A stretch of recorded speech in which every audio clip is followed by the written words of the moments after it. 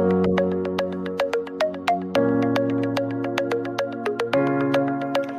and welcome to episode 19 of TemTalk, your weekly podcast dedicated to the creature collection of MMO Temtem. We have a great episode today. We're going to have a lot to talk about. There's so much news from Crema. But first, we got to welcome our guest, thePotatronizer. How are you doing this morning?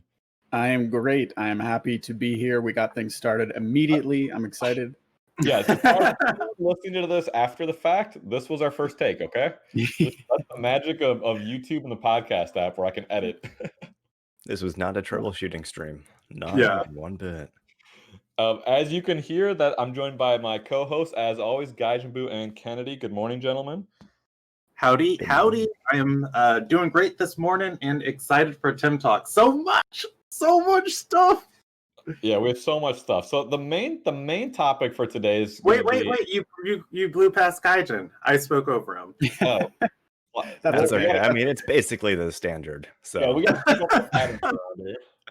but no, you are correct. I'm very excited too. I don't know how we're gonna wrap this into a nice, tidy, short package. So buckle It'll up. probably be a long one today. Oh, there's the wink. Okay, you got in your first one already. I'm proud of you. So yeah, so the main update title is going to be what to do before Kisiwa update. But really, it's just going to be, we have so much news to go through. There's been so much activity from the developers and whatnot. So I really think let's just jump straight into the news. So Dan, if you'd be so kind to pull up SciPark for us, let's talk about this week's SciPark. For those of you that are listening and can't see, it was a non-Luma week, of course, after we all needed the break after the 2Y and Shuine week. So it was just increased SVs and egg moves with Genki and Umishi. They both had 28 min SVs, 100% spawn rates, 2,000 Pansuns, 20 Psy cards, 12% chance for egg moves. Nice relaxing week. Despite that, I still, in chatting with the community, I know a few people that were chasing Luma Genkis for that egg move, and people that wanted Umishis just for the living Tempedia. So I know it wasn't a super popular week there, but a lot of people did it. Right before I open up to you guys real quick, the free Tem this week, it ranged from 50 to 425 energetic Kiwis, Balm pluses, so boring. But then the 200 was 2 endurance DNA strands, so it's like 2,000 Pansun worth reward. But the very top, very exciting, the best thing of this week's SciPark is the Telemore hacks. 2 defense Telemore hacks for 425 releases. So how about you guys? Well, guess first, I guess, just to try to keep it orderly. Potatronizer, are you going for those Telemore hacks? Have you been in SciPark at all this week? I have already got my hacks. As soon as I saw that, that's the first thing I went for. I'm a huge fan of when they do the Telemore hacks on an SV week. Obviously, because when you're doing your Luma hunting, you can't get those hacks, right? So that's what I did first, and I guess I'm just going to spend the last 2 days just trying to get a Genki if I can. I procrastinate. As soon as these free time weeks drop, I should do it right away. But I'm like only 100 releases in, so I have a lot of work to do. But about guys in Kennedy, how's your SciPark Temtem weeks been? I've not really been playing this week too much. I've been doing a little bit. I was doing some free Tem, but I'm super bad at free Tem. I really don't like it. I'm not a big fan. So I was doing some blues Luma hunting instead. I've been playing some other games a little bit after that past 5% week. I needed a slight break. So I've been doing some other games, taking a tiny break, doing a little bit of burnout was still. real, huh? Yeah. Oh man. Oh god. 5% mark. For me, I hit the ground running this week. I spent my Psy cards right at the end of last week, and I caught a bunch of 2Y, looking for ones with perfect SVs to use. The ones that I didn't use, obviously, I had those for releasing. Last week's free Tem wasn't even worth it to release stuff, so good. Yeah, I had a bunch of Zephyruffs left over that I caught from the SV Zephyruff week that I didn't need. And I never released those last week because every waking second was spent Luma hunting 2Y. And so this week, just like starting the week off, I got like 60 releases, cleaning out my boxes. And then I saw it was a Genki week. I hunted for a couple of Genkis. I went and free timmed over at the Raber spot. Because Raber is my current breeding project, trying to get a perfect Raiken. I got like so many good Rabers, and I got all of my free Tim rewards there, and it's been a really fantastic week. I got my challenge done. Have you started breeding it yet? Or you just The Raber, yeah, I'm on tier 3 of breeding. I'm looking for a female. So good luck. That's the hard part. Yeah, exactly. 15%. It's just gonna be over and over and over and over again. Are you at the point you have 3 perfect SVs you're breeding together to make 5? So with Fire Tims, there's so many Magnus and so many Mastion that get caught and released for free Tim that people get 3 SV and 4 S or 3 SV and 2 SVs with 7 fertility. So you can kind of skip stages, if you focus on those. So for me, I have one with 4 and I've got another with 3. But they're both 1 fertility above where they should be, so I've got like a little bit of wiggle room. Okay. So I'm kind of in between. I think you will. I think you will. That's a hard breed. Yeah. Oh yeah. Definitely is. But see, look, when we get into the listener questions today, I'll talk about this. I think people underestimate Raiken, and literally every build of Raiken and Rise is great. So. Do you think it'll still be good after Kisiwa drop?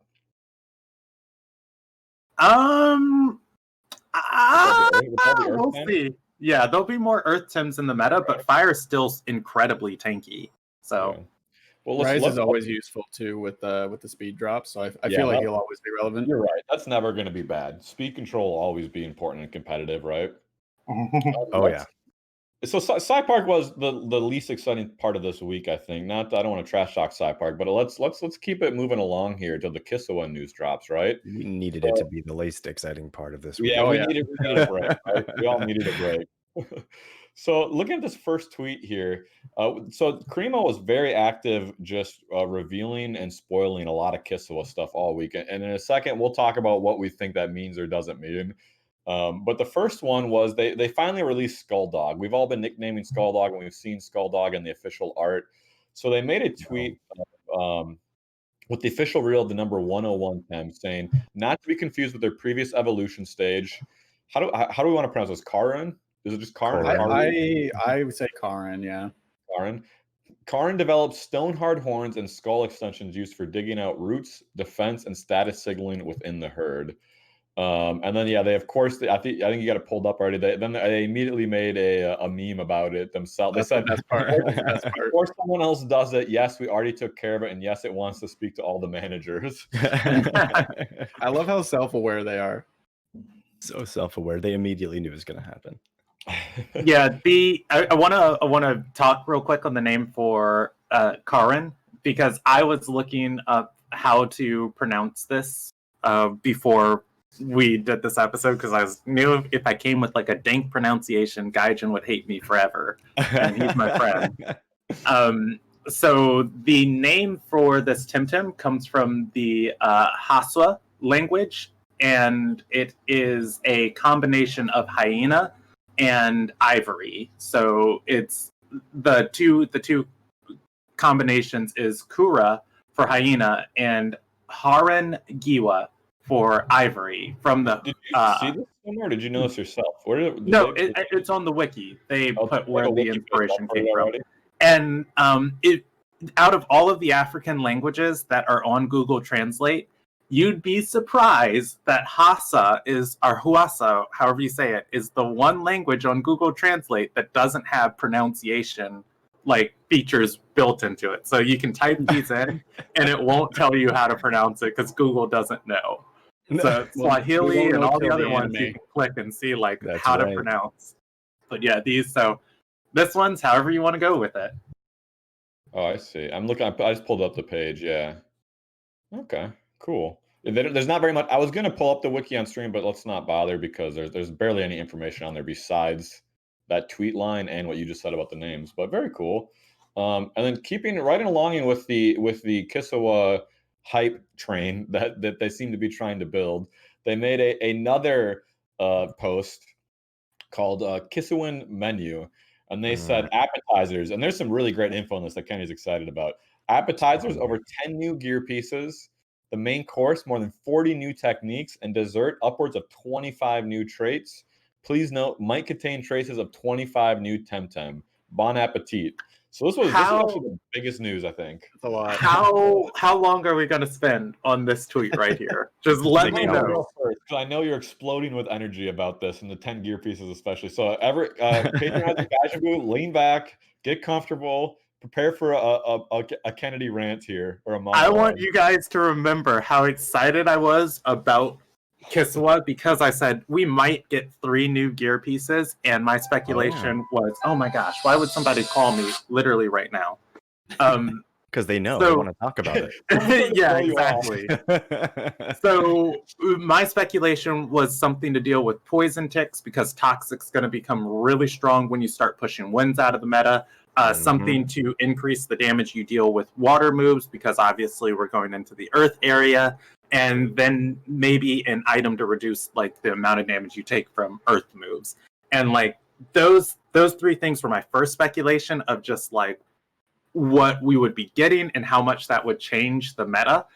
But we're going to get 10 new gear pieces. Like 10 new gear pieces means we already have 3 competitive boxes, and we can only have 1 competitive team at a time because we don't have enough items to go around for 24 different Tems. Oh yeah. Now we can have 2 teams set up, and if any of these items deal with status conditions or anything like that, oh my gosh, we could have tournaments where you can register 2 teams, like a main team and a backup team. Yeah. This is going to be great. To just whatever these items do, I feel like it's going to be big, because the meta is kind of evolving to the point where you know what to do with your energy drink. You always put it on, your fire Tem so it can't get hideoed, or you put it on your sweeper. Same thing with your sweatband. They're generally Tems you put your sweatband and your snare on. And then they're generally Tems you put your Tukma mask on. And it's very streamlined of what to expect, what items where. So adding 10 more items into the mix is just going to be like, some teams might not even run a sweatband. And that would be wild. Do you think there'll be any items not used for PvP, for example, like the lure or the decoy, or do you think it's all going to be? I didn't even think about that. There's totally going to be some non-PvP equipment for sure. Because there's stuff that people are going to be doing outside of competitive, so I'm sure they're going to do ones that aren't specifically just for competitive as well. How would you feel about like a amulet coin forward type? Ooh, increase your pants suns or something? That would be interesting, but when we get into the messages from y'all, one of the messages from y'all's already talking about in-game rewards, and they felt the thing that needed adjusting was free Tem and the amount of awards that it gives.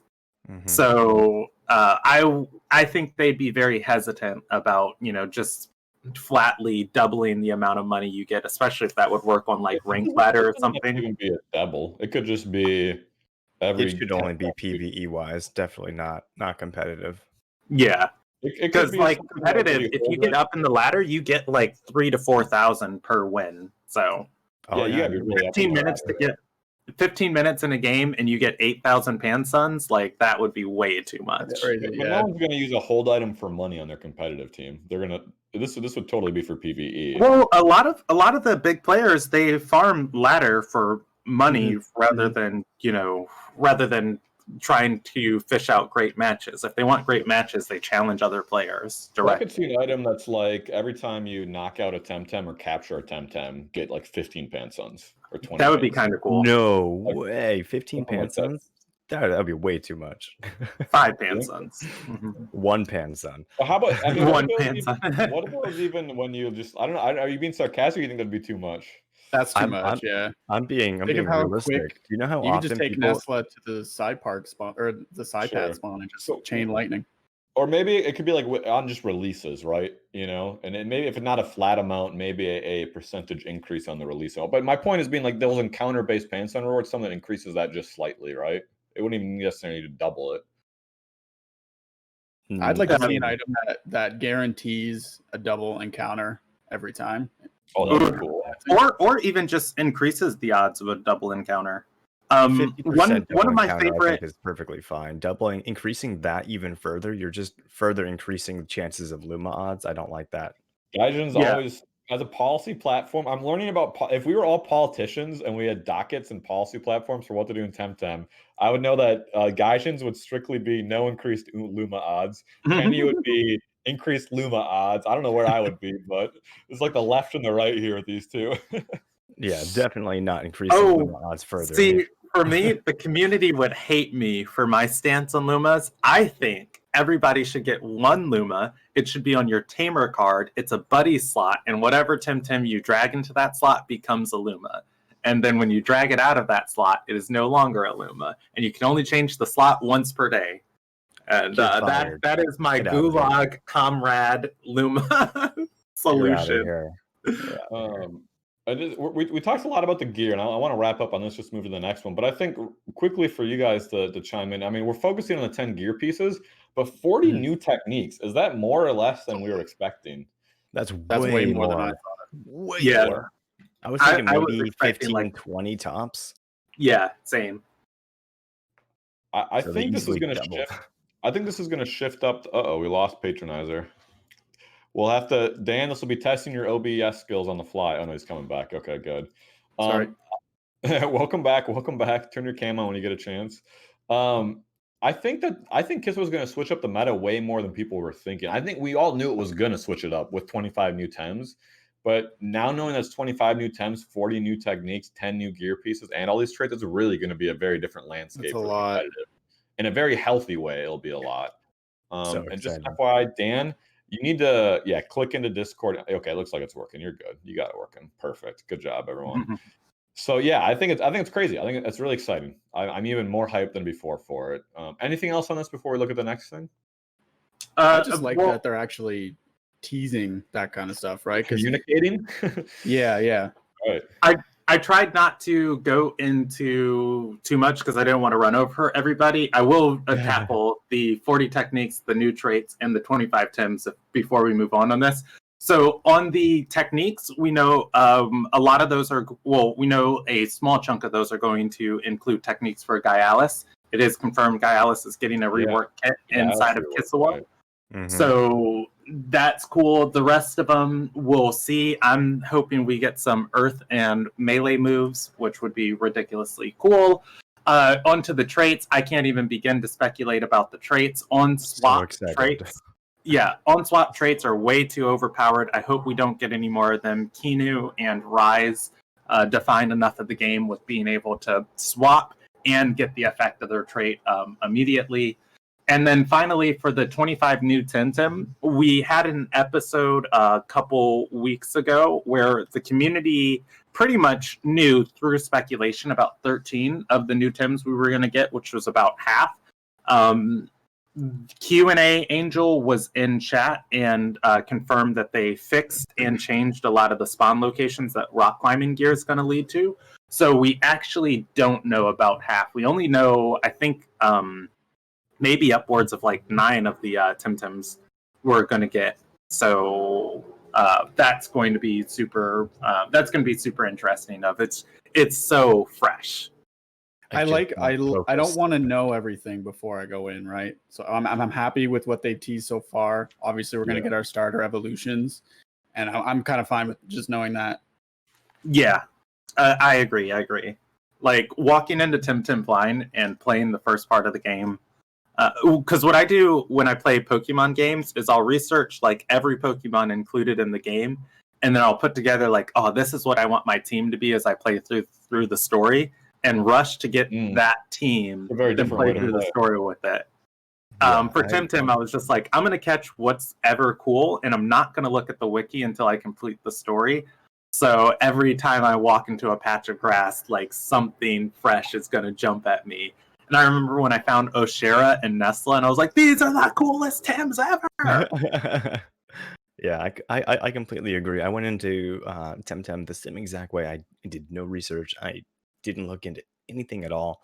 I just went through, played through blind, and it was the most exciting experience I've had in a creature collecting game. I mean, really any game in quite a while. Personally, I don't think I've been so excited and intrigued and just overall happy with an experience than the first time playing Temtem. It was really great, and I'm excited that they're gonna continue to try and keep stuff like a secret, feed us a little bit of information, like here you Right. go, get us thirsty for more, but Wet the whistle. not be like, here you go, this is everything that's coming. I don't want that. It's that nice balanced drip feed of keep us engaged, keep giving us stuff, but don't give us too much information. Well, here let's move right to the next item here. This is just a quick thing from Ya in Discord early. This was from a while ago that he said this, but we've never covered it, so I just want to confirm it quick. Someone was asking about starters in PsyPark, and Ya chimed in the Discord saying starters are not going to be in PsyPark, at least for now. When the 3 of them are available in the world, it is likely. So what they're saying is that until you can catch all 3 in the world and in the storyline, they're not going to put them in there. So Crystal, Smashy, Hochik, they're not going to be in PsyPark until they're all available on islands. So just a little nice nugget of news to know. The same goes for Ana here, for all of you that continue to say Ana here coming to PsyPark. They also did say not catch sorry, rate, sorry, not have a catch rate. Will On here ever be in PsyPark? Did they say? I mean, if it ever gets a spawn location, I'm sure it will. But whether if it's just a story Temtem and has no actual spawn rate or spawn location, probably not. I just want to point out they did also say they wouldn't do 2 5%ers in PsyPark. A long time ago they said that. And then we got last week. So So you think it might change? Was last week 2 5%ers? Oh yeah, it was Shuing and 2i. You blacked out the memory already, Kennedy? No, I remember 2i being a 5%er, but I didn't hunt Shuing last week. I just went straight for 2i the whole week. I was trying to get 1 on my main and maybe 2 on my alt, but just But yeah, they did say they weren't going to do 5%ers, and for a long time, I'm like, I was saying they're not going to do it. They're not going to do it. They won't put 5% in Park again. Not 2 at the time. If anything, I thought they were going to be SV weeks only, and they proved me wrong with another 12x week. But they will not put Crystal in PsyPark without having the ability to get anybody else. Putting starters in Park, just not yet. I'm pretty sure they're going to stick to that. But we'll get it eventually. It sounds like we'll get it eventually, I would imagine. It might be a while. It might be a while. Game release. Can I tackle this next bit of news, Vonlin? Yeah, you talking about the TV training? Yeah, so this is interesting because it affects me a little bit. So Suki said and this was something I just happened to catch on a passing breeze. Suki, the community manager, was replying to TMT trainer having a conversation with someone else. And they said on the official Discord, paying to be carried or paying to get your Tims TV trained does happen, and we're aware. But it's a bit sketchy, and we're not into that kind of service. We don't encourage that in this server, the official server. That's one thing.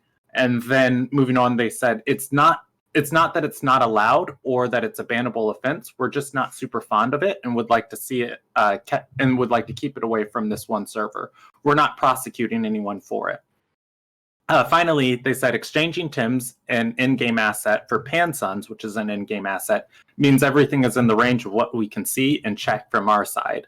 Exchanging effort or time can easily lead to scams and sketchy situations, which is Suki talking about, or rather somebody was asking for somebody to TV train their Tims on the server, and obviously that conversation spawned, which I make a good little chunk of change from TV training Tims for people, and so that was like very interesting to learn like what Crema's viewpoint is on that, and that it's a part of the market that they're not particularly fond of. And so Well, I'm very curious in how it will Makes sense, change. though, to be honest. Yeah. I think it's careful. They're just not fond. I don't. I mean, it doesn't sound they don't love it, but they're just not going to let it be advertised and transactions occur for it on their Discord server. They Right. I specifically think they're say just you worried won't be about people getting persecuted. scammed. Right. There's no way to Exactly. That's enforce all it. they're worried about. They as long as people aren't changing it for real world money, RMT, Right. they're going to be fine with it. But yes, I can completely understand why they said that, because it is something. It's another thing that somebody can get scammed for, and that's a big reason why Easy to get they scammed took for. away telomere hacks, is because people were getting scammed. Well, because you had to give people collateral, and sometimes that collateral would just up and disappear, and there Well, you go. that's one of the reasons why I'm really hesitant about it, and I am now just kind of keeping my eye on this because, yeah, telomere hacks, they weren't fond of that, and telomere hacks it wasn't meant for it to be included in the game like that. So, and they eventually took measures to stop people from getting scammed Mhm. like They're not that. going to be able to do it with TV training, though, and I don't think they will. Well, No, they're not say going to. you No, say I don't that, think but so. They'd imagine have to make Temtems untradeable for that to Right. happen. It's No, not going no. to happen, Or you Kennedy. could only TV train OTs. They're not going to do that. Yeah, imagine like you receive TVs at half the rate if it's not an OT. That's a Like, terrible idea. They're Yeah, never going to yeah, do that that. would be Yeah. Everyone terrifying, buys but their also would Tems from other discourage. people. Right. Yeah. They want breeders to be able to sell Tems. That so would that- break the competitive scene, so it's not going to happen. Yeah. They just don't want an official Discord channel that led to someone getting scammed. They don't want Yeah. someone Mhm. to be in their official Discord channel, and they don't want Crema to officially facilitate a scam. I think it's as simple as that. Because those I- people would come back and complain. Right, exactly, and Oh, they yeah, would of course have they would. to deal with those customer service complaints and whatnot. And I mean, not that they don't want to deal with it; they don't want it to happen to people, but they don't want to be a part of it. So, I've stopped bit of TV both, I think. They training don't- for money. you're I right. still TV train Tims for people that I have like a good relationship with. And no, Hey, Kennedy. I think you still should for money. I don't think you have to feel bad about doing it, or that you should be hesitant to, as long as you can make those connections somewhere else outside of the Discord. see, And if anything, this just creates an opening in the community for someone to create a website or a Discord all about pairing people up with some kind of safe collateral system and rating system. Saying like, hey, this person's credentials, they've TV trained, 200 times, you'll be safe to trade with them. This person's my never TV goal is to someday have a Crema employee on TemTalk that we can interview and ask like really cool, insightful questions about the game. And I That'd be feel like if I'm doing Sketch Lord McGee, back alley Tim services, Oh my that God. gets us a step, No. further away. So Here's Gotta the keep only it thing that would do clean. it is if you scam someone. If you TV train someone and you scammed them, then they wouldn't want to be associated. I got Raber kidneys. If you need them, just come right back here, kid. 60 pants. You need some steroids for your race, man.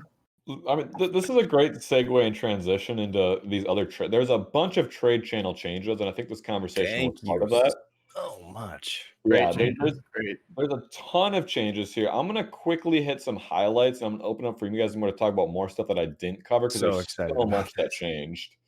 But and then we're gonna once we go through this, we're gonna just talk about in general how to avoid being scammed and scammed. I know it's something that Kennedy and Guy, but you guys specifically wanted to cover, I think, and why people hide their OTs.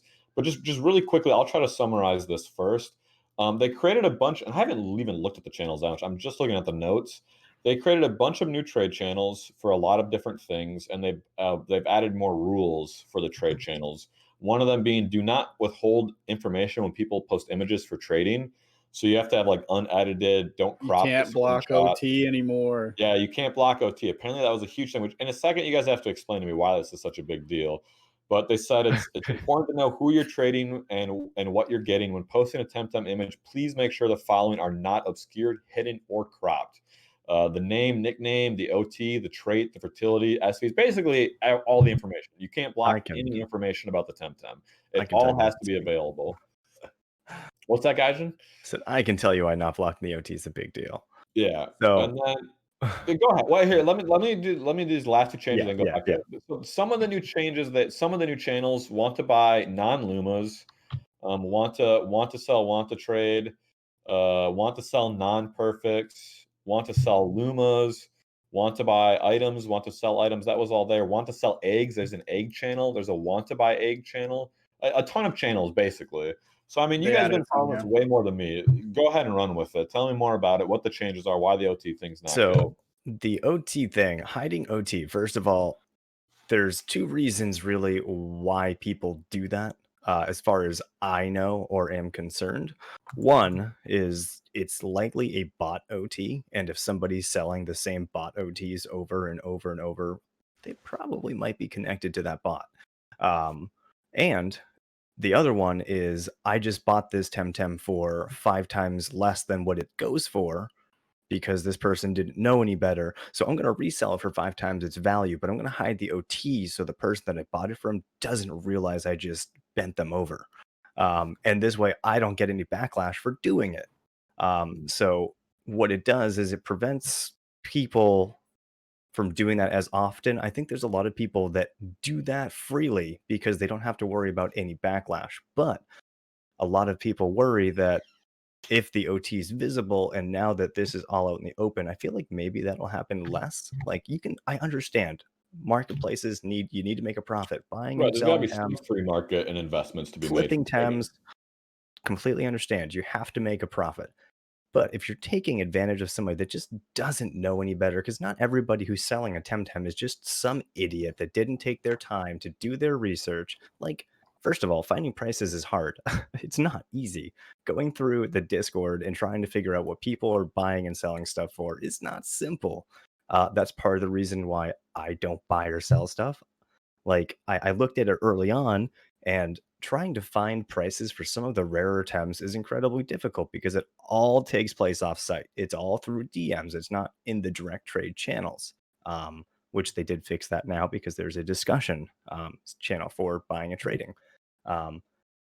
But like now it's a little bit easier to find those prices and stuff like that, and people can use the discussion section to discuss trades so that people can see in the open whether or not this person's getting a bad deal, a good deal, and So if it's anybody kinda like wants an to area ask to price advice. check with the community? Is that what that Yeah. is intended Yeah. for? If I could, That's cool. if I could jump in here just to caveat real quick, this is one of those areas where it's things that are happening, but if it is happening so much, it should be an official part of the game and not happening in third-party websites and off on different sites. Because I will agree with Gaijin that it is difficult to find prices.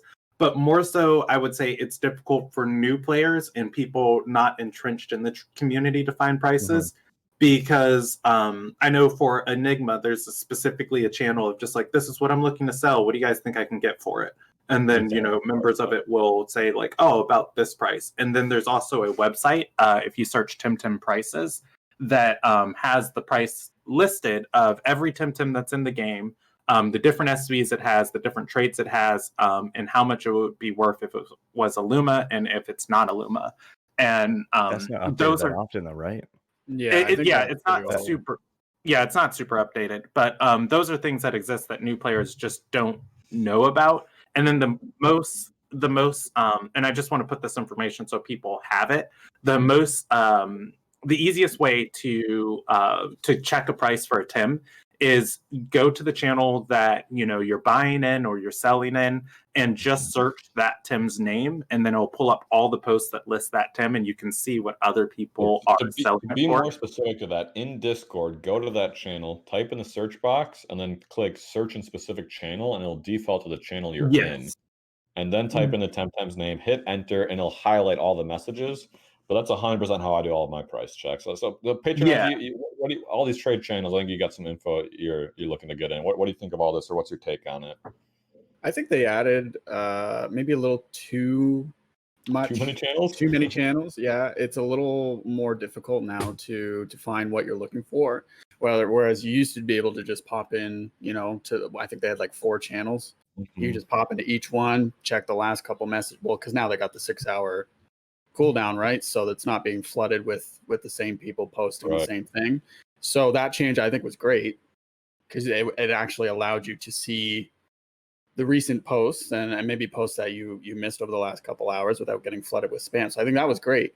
Now I think there's just maybe one or two too many channels. I don't know how many people are out there looking to buy non-perfect or no SVs or whatever else they have. So I think those ones are a bit unnecessary. I do like the discussion channel. I think that's great because, as Gaijin touched on, that's good for price checking, which is great.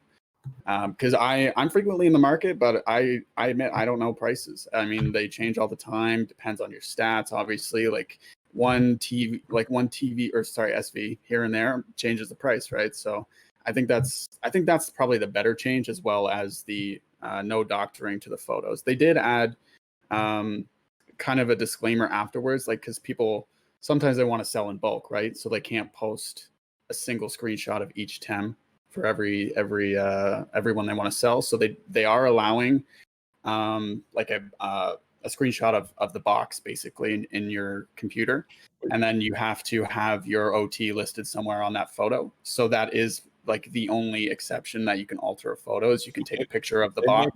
What kind of photos you can and can't post, or how many? Or I'm not sure if because most people use Giazzo, right? So I don't know how many you can of those screenshots you can post in one single post, and then if you have multiple, right? Then you have a 6-hour cooldown. Okay, I thought maybe they said like you can't post multiples or you can, but it doesn't look like they're enforcing a specific number. Right. You're just saying that if you post something from your box, you have to list your OTs. Okay. Yeah. I got you. Interesting. Yeah, it's a lot of changes. I do think there's a cool opportunity. You can we talk about there's this price temp prices. I think it's an okay first step, but I think there's an opportunity for someone in the community to really create something cool that updates more automatically with prices and just a price check website. I think someone that's really smart at programming and APIs, if they could, I don't know if it's against any of Crema's rules, but maybe have something that a bot or something that monitors the trade channels and is constantly whenever someone lists a want to buy or want to sell for a certain price, it grabs that data and then just feeds that into a website, or if you search for a temp, it says here's the recent The only buys. issue with that wanting to buy is not actual retail price. Oh yeah, people, and then you get the people that don't put a price, but they'll put like current Right. offer 500,000 when it's really only worth like 150. I'm just Yeah, some way to automate the collection of that data and just try to have it constantly updated every day, not manually someone setting the prices. Because if you manually set the no, prices it on a would be way website, too that'll easy to always- manipulate. Like Um, there's too many people with different prices, and then you've got all the Sure. people doing current offers, and then they get a screenshot of a brand new Discord account. I mean, not brand new Discord account. They totally didn't just make to offer themselves some ridiculous Right. price that for some reason they didn't take because they think they can get a better deal. Well, Makes sense. regardless of how they did it, just something in the community that people could use that isn't manually updated, or Well, see, that's like gonna community happen run though. even. Even When people they people that can submit saying, "Hey, I'm buying and selling these for these amounts, or these are the trades that you could log your trades, maybe like build a network." I don't know the I technical feel like side it of would it. be too easy to manipulate something like that. I mean, so you'd obviously have to have somebody dedicated doing. You know how much time that would take to actually make sure all these prices are legitimate. These are what people actually are Well, that's my offering. point. Is someone smart technically programming it, and I don't know what the perfect system is. I'm not saying there is one. I'm just saying I think there's a good Well, opportunity the to perfect figure it system is out. an in-game auction house where Yeah, you trade can house, see yeah. past between sales. now and So it then, tells yeah. you what they recently sold for. It should in this game, it should show you the Temtem that was sold, the stats that it had, and the prices and the price that it sold for. So you should be able, if you're looking to sell a Luma Valash, you should be able to input Luma Valash or Valash and then check Luma and see recently sold prices and then see the stats on those recently sold Temtems. And Oh yeah. I mean, the this in-game way, auction house will solve all most of these issues, but correct. we could still be a year out from that. I think I don't remember exactly We where it don't is. know how long away we are from that, but hopefully it will come, maybe before full release, because I'm sure they need to do testing on it. They need to get a lot more kinks worked out, I'm sure. Before we move to the next item, I mean, did you guys have more you wanted to cover on how to avoid being scammed or scams while we're on this trade topic still? I know it's hard for some people, but I usually only do deals with people that I personally know from the community, whether that's my stream or other streamers. obviously there's very, very trusted members of the community that do breeding or that sell Lumas. So that's typically what I tend to stick towards. Go to an auction. You're not going to get scammed in an auction, right? Absolutely. Right. Go to Plus OP, go to Josh Stryker's channel, participate in the auctions they have. Odds are you're going to get something at a slightly lower price than you would normally pay, and you know you're going to get it. Because you're paying this money, and then the trades all happen on screen, and you don't give the money until you get the tem. So just a little sidebar on the auction house. How do you think that's going to affect the community run auctions? Do you think that's going to phase them out? Nah, there will still be a place for community run auctions. Not everybody's going to want to deal through the online auction house, I don't think. Because one, they like to still support the people running the auction house. Those people are streamers and people like their personalities and like to come and hang out. So allowing them to still run those auction houses, I think, is still gonna be a thing. It might have a direct impact initially, but after people get over the excitement, there's still going to be a place for them, I I believe. think it might just change what the streamers are doing with it, because we don't know exactly how all the auction house is going to work and what transactions and how it all works. So whatever they give us, there'll still be something slightly different that players want to do in some way they If I want to do could business. jump in real quick. So on a note that was mentioned earlier on when the in-game auction house is coming, they initially put it in their roadmap for winter of 2020. So maybe at the end of this year, we might see it. And then on the note of if community ran auctions will still work, in my experience, in most MMOs, the in-game trading system and auction house, the NPCs that sell stuff for you, take a big cut of the profit, normally ranging from like 10 to 15%. I think there'll be room for community ran auctions, like wiggling around that, of just like you can sell it in the in-game auction house and give 15% of your profits to the NPCs, or if you use no way for Josh Stryker, it'll be 7%. Everyone, I mean, well, most people in the community, I feel like, would rather give that back to the streamer or the community, depending on what they use it for, right? Plus, you never know. What I personally think is, I think the auction house in game is going to be like a 24-hour auction. Like you put your tem in there, and then over the next 24 hours, you got people bidding on it, right? So you're still going to want the people who want that instant sell, right? In the auctions, the streamer auctions, right? The way auction houses normally work in MMOs is you put a temtem up for a price, and then someone buys it. You put an item up for a price, and someone buys it or they don't. There's not usually bids for them. If you look at the WoW auction house, I mean, everyone's most familiar with that. You have a buyout price, and then you have a bid price, and people can bid up. Fantasy 14, and there's not really any bid prices that I remember. You just put it in for a price because you can see all the recently sold fors, and you put it for a similar price above or lower, and then because I think a lot. I mean, there's a lot of people come off that model where you can put a minimum a price to instantly buy it. Like I want 30K, you can have it, or people can bid on it from 10K up over 48 hours, 24 hours, 12 hours. But I mean, I think you're right, a Patronizer. If not, people want the live instant actions. My point is, we don't know whatever the action is going to be. We could all speculate what we think it's going to be, but it's going to only be one thing or a couple of things, and whatever those things are, streamers will find something different to do. So I don't think there's any doubt of that. And there'll be innovations and an evolution of it. But if you build it, they come. Exactly. Let's move to this next thing. Dan, get ready for some fast fire links here as we go through a bunch of Discord screenshots.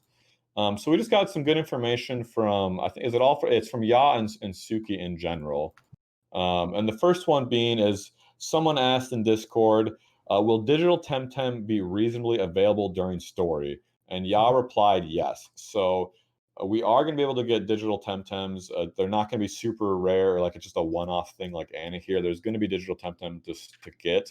I think the electrical, on the 6th island, is it the 6th or the 7th island? It's electrical and digital Tems. So I assume there'll be a bunch of digital Tems in the wild, right?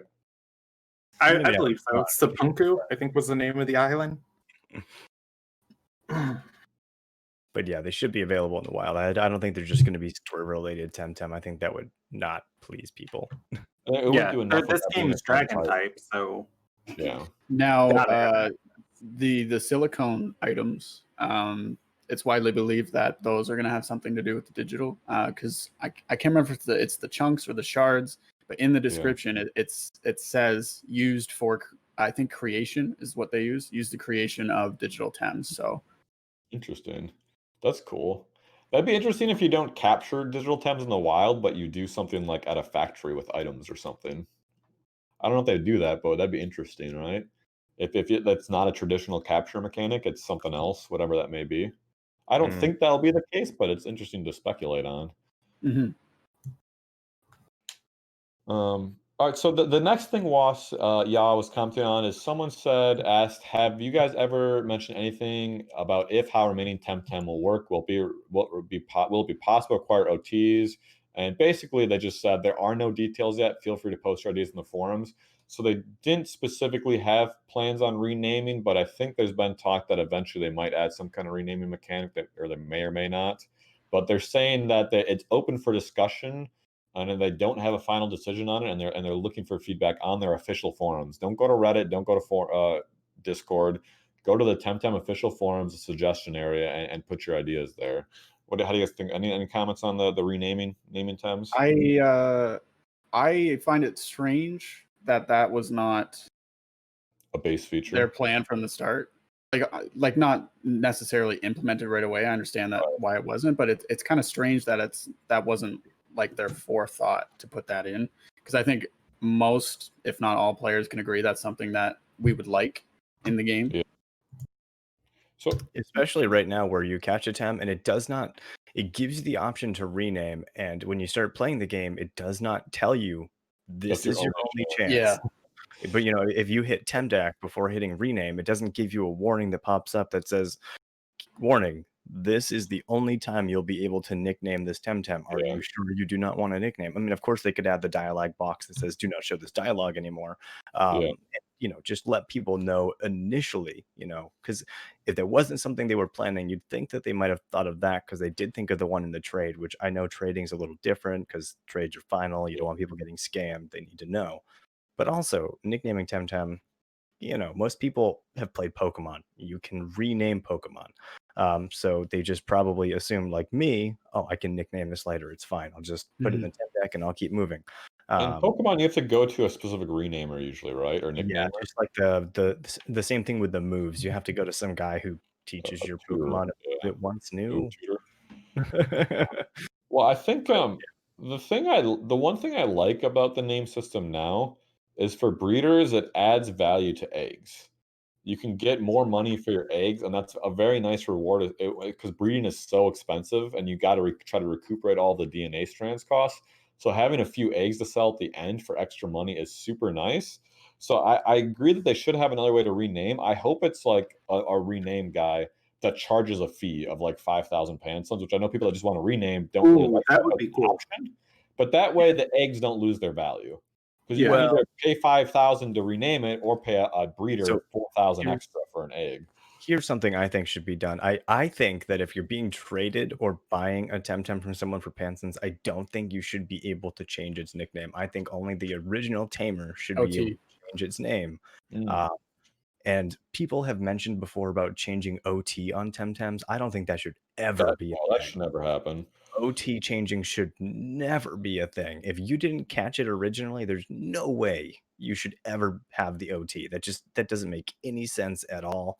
The whole point of being OT is that you caught it yourself. You did all the work. I like the OT thing that only you can rename those for free because eggs wouldn't lose their value. In fact, eggs would be more valuable for treaters because people know if they bought an egg from a breeder, they can rename it as many times as they want to. Exactly. So I actually really like that idea. I really like that idea a lot. Yeah. Can we talk about what's kind of weird though? It's kind of cool. It's kind of weird that eggs, the OT is the person who hatches and not the person that bred the egg. I saw a funny meme early on in Reddit that was like someone like giving an egg to someone and then someone grabbed the egg and said, "I made you," and like the joke being like, "This is mine now." Yeah, this is mine now. It's like, no, you didn't. But it's a nice I like how the mechanic works. So, Potatronizer, I'm sorry, I was cutting you off there. You were going to say something.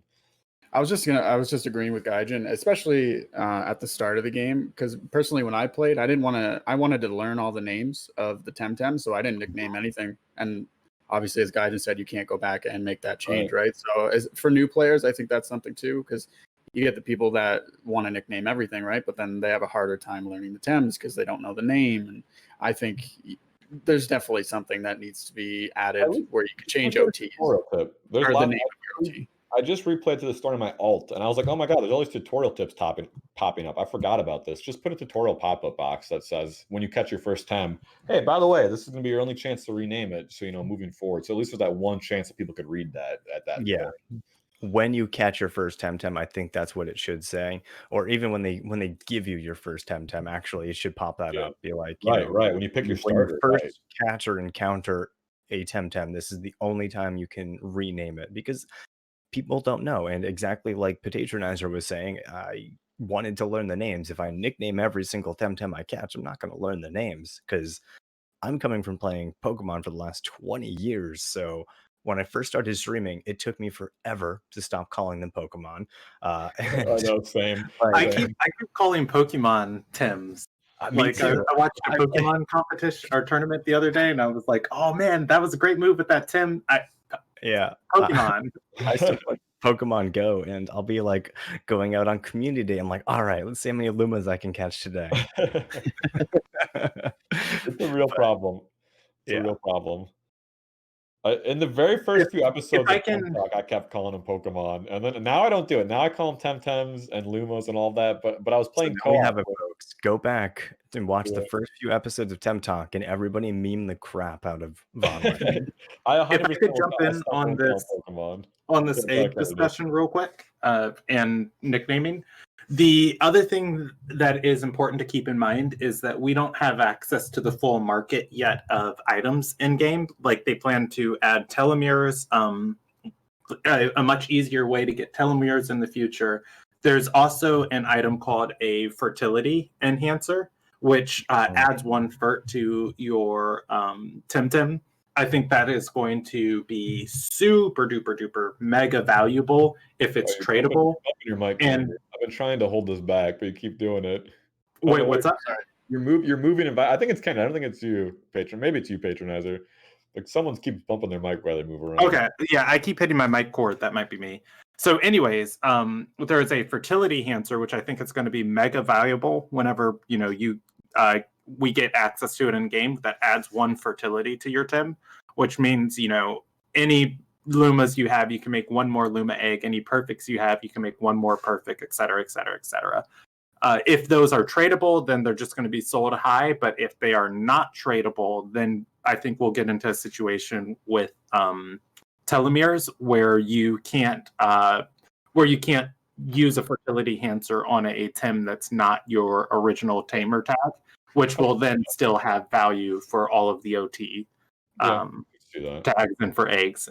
Well, let's look at this next little more. Ya was busy in Discord, because then someone was asking about ranked matchmaking rewards and if they're going to be tweaked. And basically, Ya said, I think matchmaking rewards are okay as they are, which is semi-interesting to know. I don't disagree with that. I think they're fine, too. It's nice to get the free Pansuns. I think some players, like you said, Kennedy, high-level players maybe are making their money that way, but most players are playing competitive because it's fun. And the Pansuns are just a nice benefit, so you don't feel like you're losing money by doing it instead of free Temming. But the more interesting part of the statement is Ya goes on to say it's the free Tem that needs to be tweaked. So Ya thinks they need to adjust free Tem rewards, which is interesting. The releases and maybe the side park. I'm not sure if he's talking about the releases or the side park free Tem or both. But the fact that they're not perfectly happy with it and changes are coming, I think, is good news. I think, guys, but you're saying you don't really like doing free Tem. I don't really like doing it. Most players don't like doing it.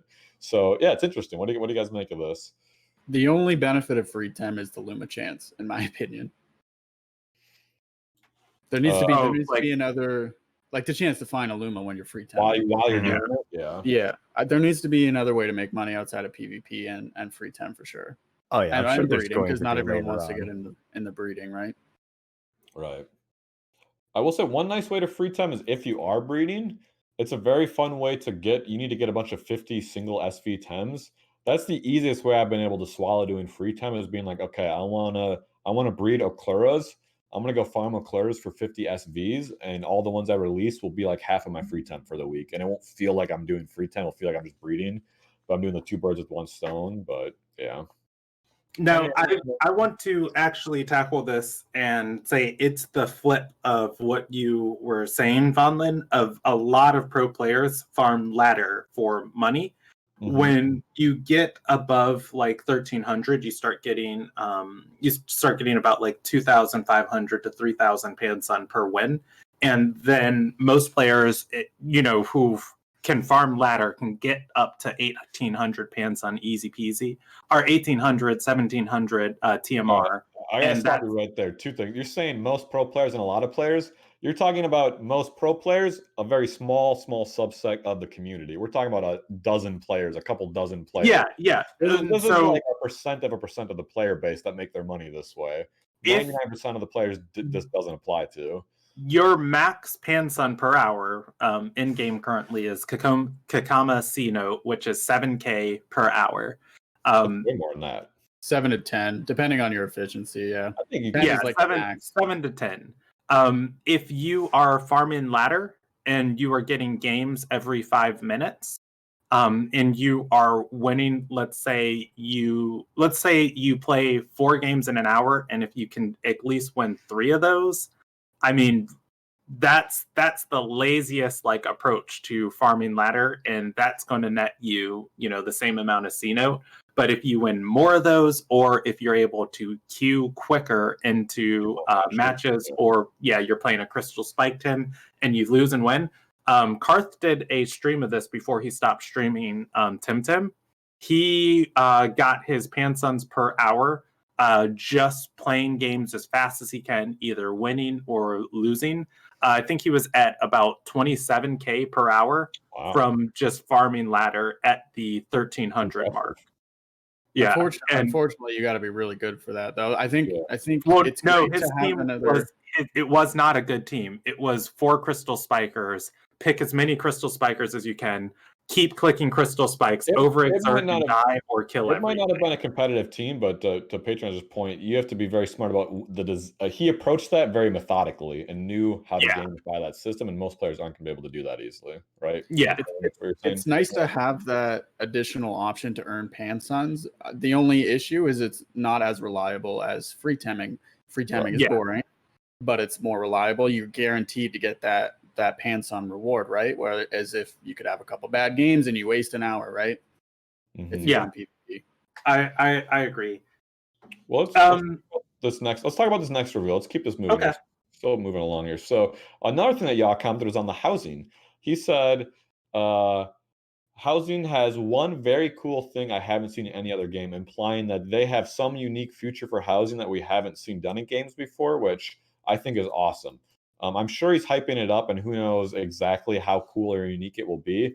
But the fact that it's not just a house that you go into and that there's going to be more to it and there's more features to it like we wanted is such a nice confirmation. I love seeing this. I was very, very happy to see this comment. They need to have a use. Like, obviously, people love the cosmetic part of it, but it needs to be useful for game, right? So I personally would like to see some sort of training room or something in the house where you can leave a couple Tems. Maybe that does your TV training slowly, like slower than actually going out and TV training. Right. But you're able to do other stuff if you leave 2 Tems in there to train attack or whatever. I like someone's idea of like you can train an egg move. If you leave a Tem that knows an egg move with another Tem for 24 or even 48 hours, it learns the egg move maybe or something. Or you can do it once a week. Some kind of limiting factor so it doesn't devalue breeding egg moves, but just a way to get it would be nice. Yeah, especially helpful for Lumas if they add something like that. Right. But it'd be nice to get egg moves on stuff that doesn't have fert left. If they add new egg moves in the future, it'd be nice to have a way to get those on Tems that are already bred with no fertility. When he says housing has one very cool thing I haven't seen in any other game, to me that sounds like the way they're implementing housing is in a way that we've seen it in other MMOs, and that in comparison to those other MMOs, that it has a cool feature that could work in other games, but is unique to Tim of just like this really cool, unique thing they thought of, and not unique to the mechanics of Tim of just like, you can teach an egg move. So I would think that it would be something that is wider and more accessible to like the reason why people play games, and a cool feature that makes you want to play and do things inside of your house, rather than just like, here's a boon for playing our games. As to what that is, who knows? I'm going to put 3 things out there, though. I'm going to say, 1, you can throw trash on your floor, and there's a Roomba that will come and clean it up. My second guess is going to be, there's a movie star in the world, and apparently she makes movies, and they're TVs. You can put a TV on, and you can stream something to your friends in your house and watch something. And my third and wildest guess is going to be, you can get a computer and you can send messages directly to Ya, and it goes to his personal phone from your house. There we go. Those are my 3 guesses. A really wild one. Yeah. Dude would never sleep. This next one is someone said towards Ya, serious question, how big is Kisiwa's explorable area compared to the other islands? And he said that IIRC second biggest in the game. So Kisiwa's going to be a huge zone, which I kind of got that feeling looking at the spoiler pictures of it. It looked really big. So it's cool to hear that it's going to be that big. Not a lot to talk about besides that. I don't know, you got anything to add to that confirmation? He said later that Denise is the biggest, so the first island. So just think probably a little smaller than that. And I don't know if he was talking. I don't know if he's talking. Right. Yeah. I don't know if he's talking about like actually explorable area or just total area. You know, if you got like mountains or hills or whatever that you can't actually explore. So sure. So this next one is a lot more interesting though. So they revealed one of the new moves that's coming out. It's edited slightly so you can't see everything about. We don't know what the move's name is or its type is, but we know it does 0 damage, costs 24 stamina, and it has low priority and a crystal synergy. If you use it without a synergy, the Temtem heals for 8%, and the target is doomed in 4 turns. And if you use a crystal synergy, you heal for 16%, which is a pretty significant heal, and it inflicts doom in 3 turns instead of 4. So what are you guys' thoughts about this move? I know, Gaijin, you were excited about this as well. Kennedy, I'm sure you have a lot of thoughts on it. So what do you guys think? Go ahead, Kennedy. For me, low priority, it's going to be really cool because whoever is holding this move is going to become another energy drink user, and it's going to open up some cool things as long as they have access to some high damaging moves, because anything that's moving on low priority is getting hidoed out of the wazoo. You put it to sleep and you're not going to worry about it, but it's going to be another source of healing. And it's going to be the Doom status. I'm really excited to see Doom and Extinction comps come back into the meta. So I'm just going to hold my breath on whatever this is. 24 stamina is a lot. I don't see any holds in the background of the move. So a turn 1 Doom, like leading turn 1 Doom, it doesn't matter if Wind doesn't get pushed out of the meta. If you turn 1 Doom an anaerobic Volar, it doesn't matter how tanky it is. There are very few things that can put 2 conditions on a Volar to get rid of the Doom. So it'll make Kinu a little bit better for that value. My first thought, I don't know all the interactions with Friendship Pig. I think it'll have a use to bring Talisman back as well. What is Friendship You can get a free heal on your own Tem if it's holding Talisman. Temtem, or rather Friendship Pig is it can't be hurt by its allies. But also, I want to comment on this real quick at you, Potatronizer. It says you heal 8% while the target is doomed for 4 turns. So that makes me think it's a lot like Revitalize, where Revitalize synergizes and it's you heal for 10% and then the target heals for 25%. So I think it would be like that, of just like your Tem is going to heal regardless, and then whoever you put this on isn't going to heal. Sorry, my Discord just keeps bugging out. Oh no! I know what this is.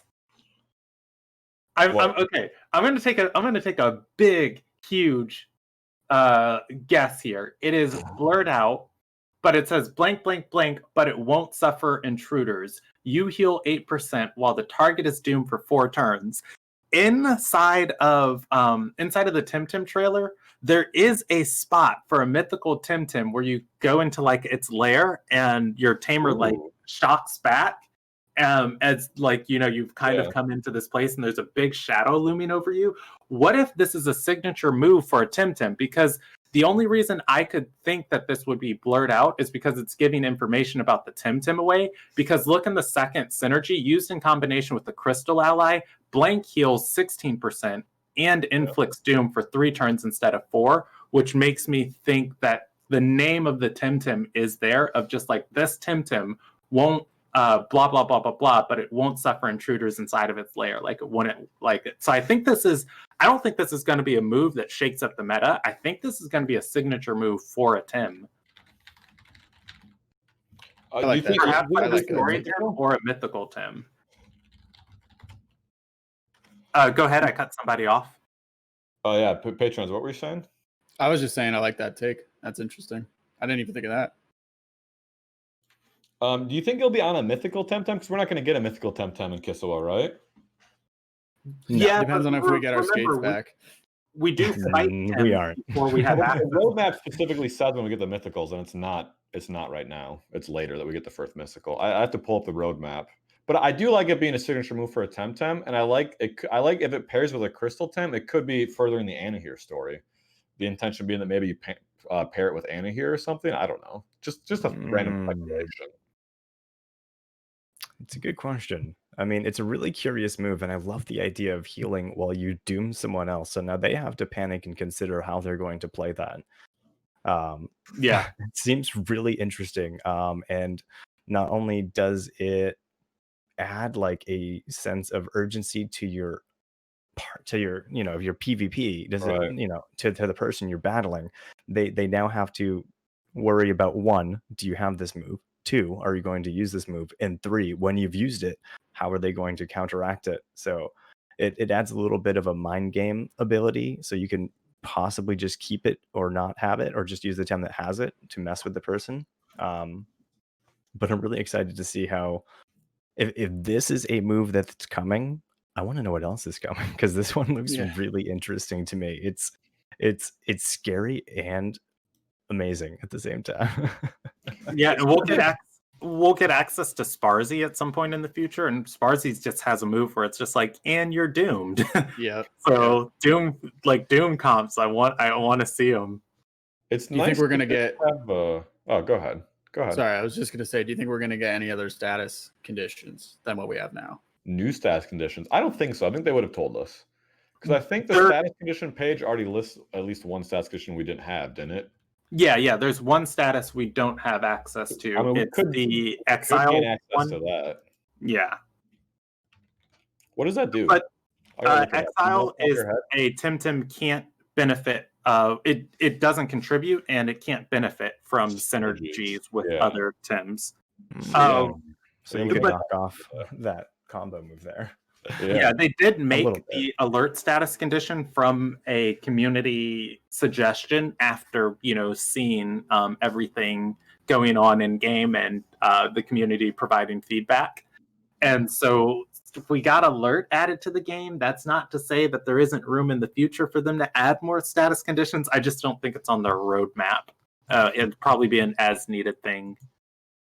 So I'm gonna do this last little reveal from Suki quickly and keep us moving here. So we've been on the news for so long, which is great. I love having heavy news weeks, but we got some other good stuff to cover. So Suki did let us know that tomorrow or Sunday, so today or Sunday, if you're listening to this live, we'll be talking a bit about clubs and how it's going to work, so you guys can begin organizing your ranks, which I think is so exciting.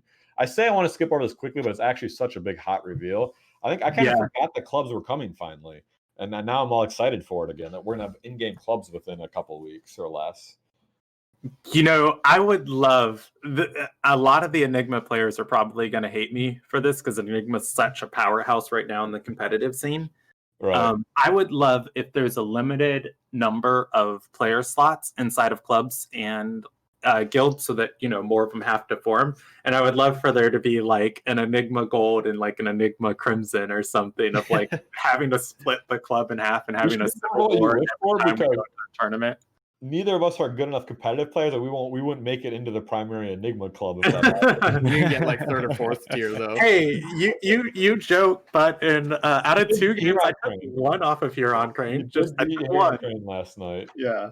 But Huron Crane actually stopped recruitment for this reason to Enigma because he wasn't sure of how many slots you'll be able to join in games, and Enigma was dominating the scene so much he didn't think it would be healthy to keep attracting competitive players. So he actually shut the doors to Enigma for this reason. So I know he'll be personally curious to find out more info about clubs. Yeah, and it's like whenever Divinity or not Divinity, who was running Club Wars? Yaluna, I think, was running Club Wars when. No, they were running Little Cup. Whoever was running Club Wars, whenever they start the next season of the Dojo Wars again, having more dojos and clubs to compete in it is just better for everybody.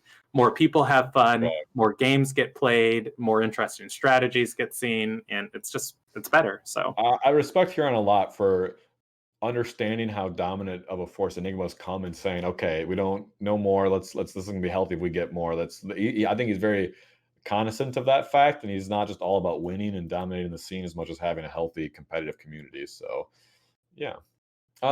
Well, let's wrap up the news there and go. We actually have our own listener question today. It's been a while, but Muzz sent in a listener question. Be cool, be like Muzz, and get on the show with your question by emailing temtalkshow@gmail.com. So Muzz says, "Hey you guys, I was wondering what Temtem each of you think is the most underrated, and which you each think is the most overrated. Also, if you could explain why you think so, that would be awesome to hear on the show." And then Muzz went on to say their own picks. For underrated, Mushuk because of the design. Muzz says, "I think the fact that it's not as cute as Mushy leads people to underrate it, but I still love the design." Kennedy can agree with that, I'm sure. "It's for sure one of my favorite Temtem designs." And then overrated for competitive was Gyalis, saying, "Gyalis is obviously a powerful Temtem in competitive, but I just think it's quite boring to watch use against. I prefer Temtem that have more complicated use cases rather than just heat up crystal spike spam." Fair. And Muzz goes on to just say, "Really enjoy the show and also your live streams when I drop by. To me, I'm sure everyone else as well. And I haven't had the chance to watch Gaijin and Kennedy. Check them out. They're both cool. Kennedy does D&D, Gaijin, and Patronizer also streams Temtem. But hope to hear answers in the podcast. Love Muzz with a little heart symbol." Well, Muzz, guess what? You are going to hear our answers in the podcast right now. I don't know if I have my answers ready. So do you guys have answers? I got to think about this. Most underrated. I have answers, but I've been talking. I have answers, but I've been talking a lot, so I'm comfortable letting someone else go first. I agree ahead. with the Mashuk. People don't give Mashuk enough credit. Mashuk is great competitively, first of all, and I think he's pretty cool. People just like to compare it to Mushi, obviously. I also think Platamoose is underrated in the same aspect. Obviously, everyone's in love with Platypet, super cute, and people kind of think as it evolves, it gets ugly, blah, blah, blah. I think he's cool. I think he's a cool design. I think it's a great evolution line. Like the evolution designs actually make sense for what Platypet is in the first stage. So I think that's my underrated choice is Platamoose. I can't wait to evolve my Luma Platypet into Platamoose for that reason. Overrated, I would say Pig in competitive, because I wouldn't say Pig is good. I think Pig is annoying to deal with. So I think that's my overrated choice, and obviously with the Fantastic Four, you can probably say Resident Sleeper, to them, and Pig fits into that category. So yeah, I think Pig's my. I mean, I love the design of Pig as a Temtem, but for competitive purposes, I think he's overrated. I like that answer. I just came back to hear the tail end of it, but I like the statement a lot. Do you want to go next, Gaijin, or do you want me to? I'll let you go. Okay, so for me, my underrated pick, I have 3, and I'll list all of them, and I'm just going to pick one. I feel Loali is equally underrated, as Cernif is equally underrated, as is Adoraboros.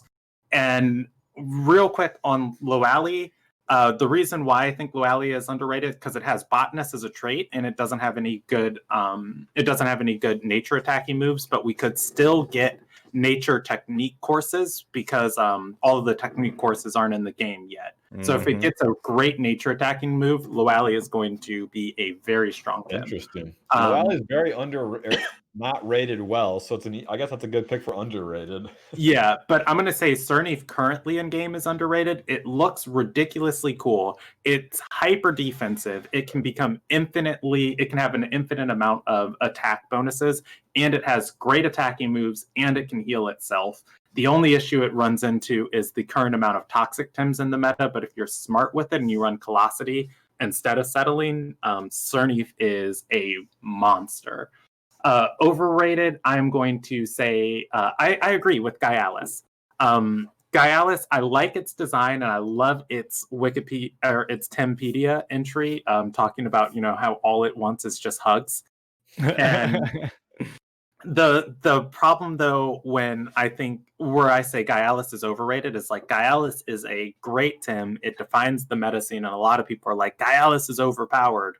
But generally, and I'll use Andrew as an example, last night, Gaialis has a set way you have to play Gaialis in order for Gaialis to be great. Otherwise, Gaialis is just average.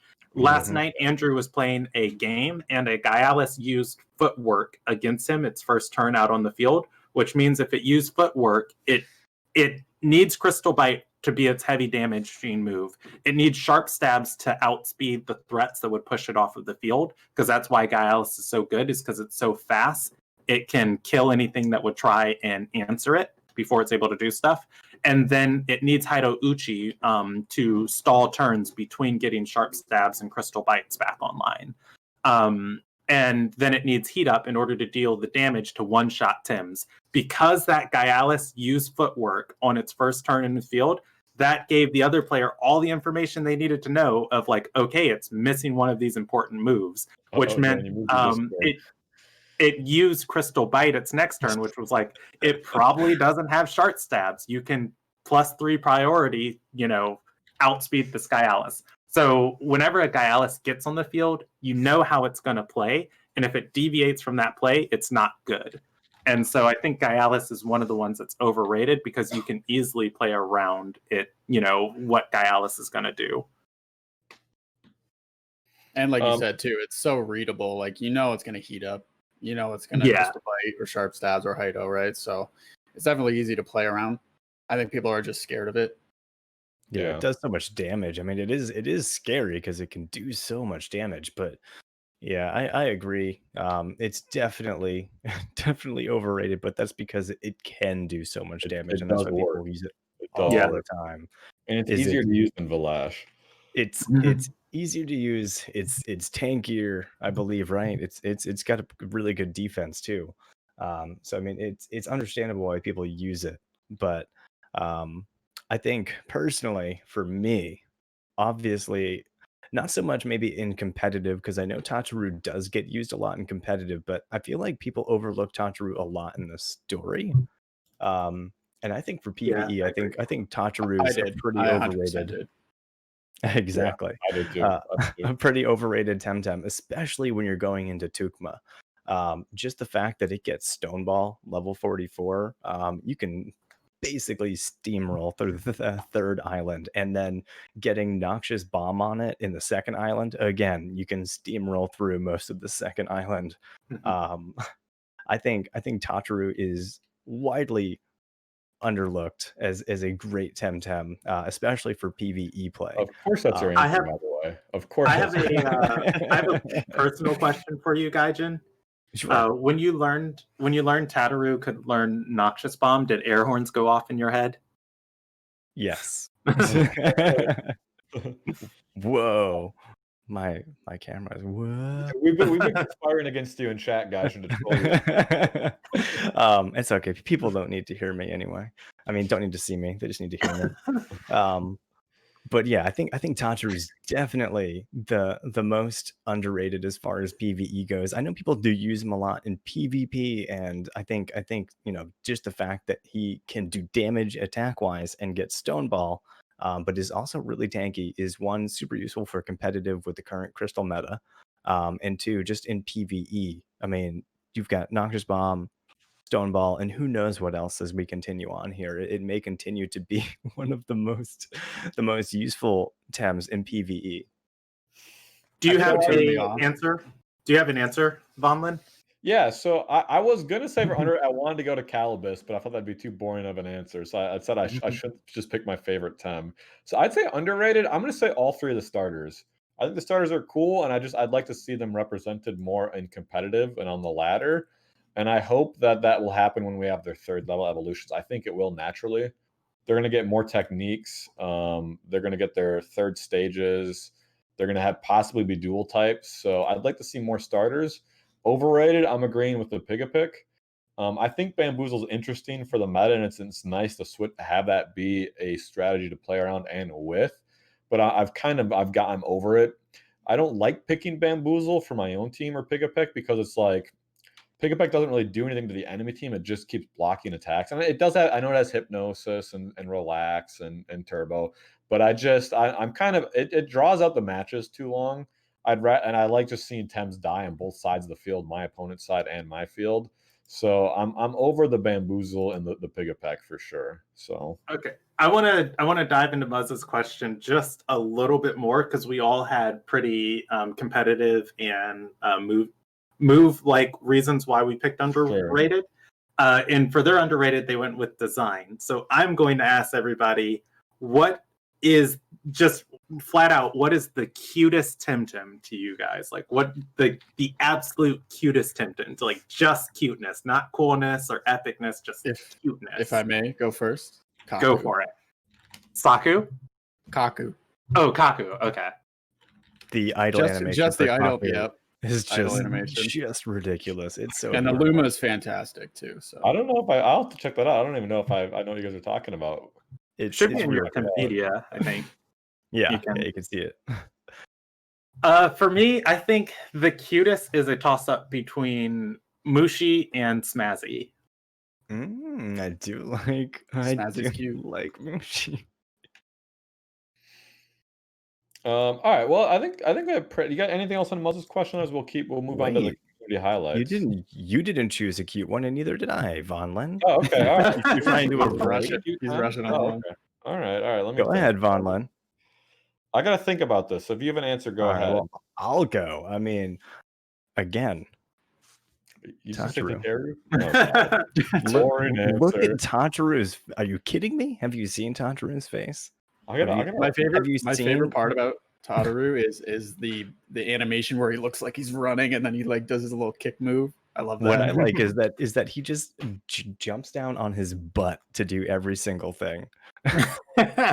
Except for Major Slash, I think. But for everything else is just like, let me just drop down on my butt. I'm just going to do damage by just causing an earthquake with my butt cheeks.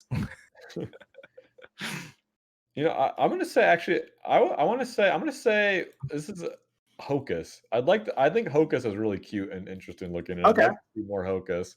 We haven't been able to use Hocus yet, but I think I like mental Tems in the first place, and I like the little, is it hair that Hocus has just covering like the one eye and the one eye out. So he's got that whole look going on. Yeah, the whole reminds me of my high school days. I love it. And even when Hocus evolves to Pocus, there's still one of the eyes is being covered by the hair. So I'm gonna go with Hocus and Pocus for my. I also have to go with Genki as well. To be honest, I think Genki is incredibly adorable. Yeah, Genki is cute. I like Curry too. Curry's super cute. Oh yeah, Curry's really cute too, and delicious. But all right, well we got 20 minutes and we still got a main topic to go through. So let's yeah, we're gonna go a little bit longer than normal, but yes, let's go to the highlights from the community. So one quick thing I had to highlight for the community, this is more a tip for the community, because I've heard people talk about this on Reddit, and I've had someone confirm now that the experience worked for them. If you're a Kickstart batter that picked Council as what you wanted a copy of the game for, and so you haven't been playing on PC, if you contact Crema customer service and give them and I'm sure there's some process to exchange that information, but tell them you want to switch from a Council copy to a PC copy. People have had success with that, and fairly quickly, within like 24 to 48 hours. So contact the Crema customer service. I think specifically they have an email or something. and that you can switch to that. So that was the big thing I wanted to shout out. Guys, I know, and seeing the notes here, we got a mention of all the Luma giveaways you did. Your biggest giveaway. You want to talk about how that went, and then 2i giveaway and everything else you gave away? Oh boy. Yeah, the 2i giveaway. Um so I mean it went really well. It was for the most part, it was cool. It was a good experience. I don't know how so many people were there or found out about it, but I didn't really advertise it other than mentioning it here and on my channel. I know Plus had mentioned it a couple of times, but still there was way more people than I had ever anticipated that came out for that. And everybody that was there legitimately and not as a secondary account trying to win stuff. Thank you. Thank you guys for coming out. Thank you for hanging out with me. And I appreciate that. I gave away a Luma 2i. I gave away 4 Luma 2i eggs. I gave away 3 Luma Plat to Pet eggs. Thank you, Mantha Bear. Oh, what else did I give away? I gave away a Luma Tacharu thanks to Snuggy. Oh man, I can't remember everything. There were so many things. Oh yeah, a Luma Pigapick as well that I caught that had all green stats and Fainted Curse on my alt account as well. But Always. Do you know everything. if any of those eggs hatched, Luma? I don't believe any of them did. Nobody said anything about them hatching, and I'm sure they would have told me if it was. That means I was- have the Luma 2i egg from that batch then. That's right. Yeah, every Hatch it- batch hatch has it right a now. guaranteed Luma. That'll break it for him. But yeah, so ultimately it was a pretty successful giveaway, but I was pretty disappointed. The Luma 2i went to somebody that wasn't following me. I'd never seen them before, and it was a brand new account. They said they had made it specifically just to, they had just won and they were excited and they made that there, but then they have not logged on since. So as far as I'm concerned, it's a second account made specifically to receive it and then transferred over to somebody else, and now it's lost. And I'm a bit miffed about that. I don't know who has it. I don't know where it's going. I don't know if it's now RMT or in the hands of a botter. And we all know how I feel about botters. But so because of that, You love them, right? I do. Because of that, I'm going to do an even bigger giveaway. That kind of forced me to decide I now want only nicknamed Lumas in my Luma Tempedia. So every Luma that I have that was not nicknamed is going to be given away. I'm selling my Luma Barn Sheaf in trade for other Lumas to give away. And apparently people have donated a lot of Lumas as well to give away. So I'm going to have an even bigger giveaway once Kisiwa drops, and there will be rules set in place. There will be ones that only certain people that have followed me for X amount of time can win, and then there will be some that anybody can enter for. But all the valuable ones will definitely have rules in place. But still, I'm going to do an even bigger giveaway because I personally feel like people were robbed because somebody who probably didn't deserve the 2i won it. So now we're going to do a huge giveaway. I'm not gonna lie. I was watching the giveaway that day, and I messaged Vonlin afterwards, like the person who won the Luma 2i. I was like, this person's name is ultra similar to another person in your chat, and it's like each one, like the person had like 3 words for their name, and The each magician won. and each word of the person who won was a synonym for like for that. And I was That like, Okay, so the magical one is that not wasn't- the magician one. The magical one Yeah. is a huge part of the Temtem community. yeah, and, and I like, and well, that's what Vonlin said. He was just like, no, it's probably not. And I was like, fair, but anyways, I still have salt regardless. But That's Gaijin, I would like to call you Gaijin Winfrey instead of Gaijin Boo, because it's just Oh my like, God. you get a Get a Luma, Luma. you get a You get Luma, Luma you get a eggs. Luma egg. Everybody gets a Luma egg. Yeah. Let's, so yeah. Oh, go ahead. Yeah, close down. I say I want to kind of keep moving us along to the main topic. Unless you got anything Go else. ahead. I was just gonna say because Mantha said, guys, don't sell your barn sheet, and I'm going to. I'm. It's going to Shadows though, so I know it'll be taken care of. Shadows needs one for his Luma Tempedia, so Shadows is gonna take good care of it, and is helping me apparently get absurd amount of stuff to give away, because this community is insane and amazing, and love you guys. Best community. Dan, if you want to pull up the Cubone meme, so the last community highlight is some art from Jim B162, posted to Twitter, and then the official Temtem Twitter retweeted it or posted it themselves on their feed, and it says Cubone in Kisiwa, and it shows Kiri or Karn. I'm not sure. I think that's Kiri in the photo, but one of the two, saying, "Yeah, it wasn't easy to find a fitting rock piece," and then carving. Oh boy. And just talking about how much work it was, and then he's sitting next to a Cubone off to the side. So sad. And then So ask sad. the Cubone, "How did you find your head protection?" And then it just shows the Cubone looking off to the clouds with a Cubone-shaped cloud crying. So little poking some fun at Pokemon, a little sad, but also funny. So I appreciated this, and Crema apparently did as well. So did you guys see this on Twitter? Yes, I really enjoyed it, and it's so sad. So sad. I mean, just playing, because I remember going through this story the first time and then playing through in Let's Go. Oh God, it was all the new animations and everything. It got me right in the feels watching that Lavender Town scene. It was so sad. Oh, that episode from Pokemon. Oh, oof. And just the anime, yeah. I mean, it's all so sad, but playing Let's Go brought it all back for me, and I'm like, oh God, why am I crying right now? Well, let's hear. We're gonna skip through our next 4 normal segments to go straight to the main topic. We're basically skipping what we've been up to. We've kind of already hit on. It's been a slow week. No Yeah. one posted a I game. did the challenge of the week, Fondlin. You're gonna have to wait till next week. We're too short in You're time. welcome, Kennedy. We'll come back Thank to you. it next week. Community events, we didn't put anything. The Genki Cup's going on right now. After we're done here, go catch the tail end of it. But let's go right into the main topic here, because we're already over time, but I do want to spend a little bit of time on this. So We're not over time. We're under time by 10 minutes. You gotta take away that 20 minutes of troubleshooting at the start. Right. You know, I'm accounting for that. Even with that, we're over time already. So, or maybe we're not. You're right. We're under time. You're right. We are under time with a late start, aren't we? Well, anyways, we got a lot of meat to jump into here. So the main topic is, you know, I kind of put together a brainstorm list of what to get done, what to do before Kisiwa drops, how to get ready for the new content, whatever you want to call it. Just some things to do in the game time between now and the end. The idea being, you know, some people have kind of talked about how maybe they've gone through all the content, or the game's light on content, or they're just waiting for Kisiwa. But I think there's a lot of stuff to make sure you've done before Kisiwa drops. So I'm going to go straight into the first one, and I'm going to take us through each of these and kind of open it up to you guys for comments and additional ideas that you might have.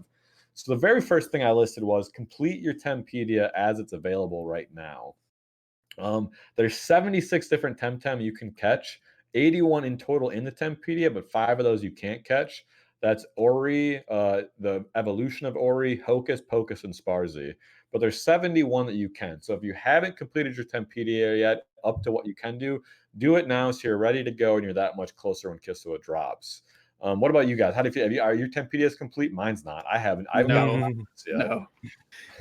I feel like until there's a reward for the completion, it's something that I'll put off until there's a reward. Be a reward, so why not get it done now? Why that's the point. Because I can Luma Hunt now. I can Luma Hunt right now. That's true. That's one of the things on my list. But what the other two? You guys have finished your Tempedias? You can Luma Hunt forever. You're not. I mean, Lumas aren't going anywhere. True. It's going to take you maybe a day to finish that. I mean, you can also just take trades from people just to finish it up. You don't have to really work too hard. It's so easy to do this, and I still haven't done it. I'm at 62. I'm at 62. I'm at 68. 68 out of what would you say? 71? There's 76 total. Oh, 76. Okay. So you got even half. That's not even half the Temtem. Right. Yeah, 175 is the planned release. So excited.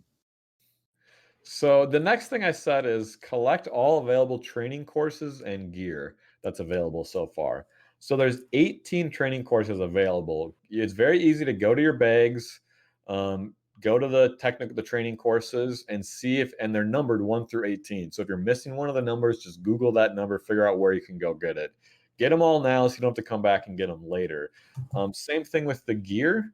Get all of the gear. I didn't count exactly how much gear there is, but if you just Google Temtem gear, there's a list and just go down and checklist and make sure you've picked all these up. Make sure for a long time, I didn't have a coward's cloak, for instance.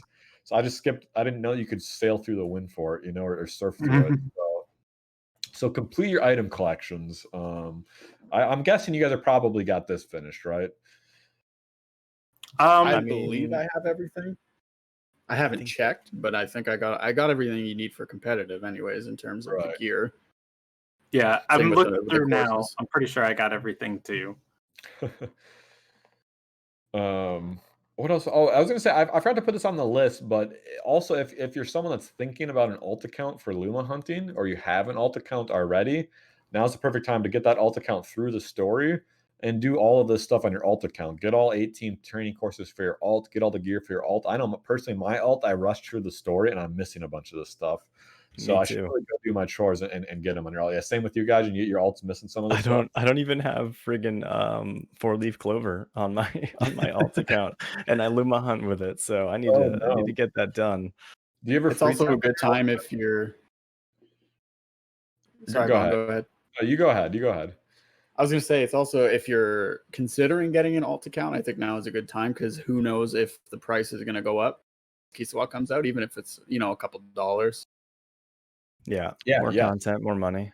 Right. They said that the price will go up as they add content. So this would be the first chance they'd have to increase the price if they want to. So you're right. Buy the alt accounts now if you haven't. 100% agree with that. I was looking at the technique courses earlier today before the show when I was reviewing the show notes. And I'm actually missing two. I'm missing Look at you.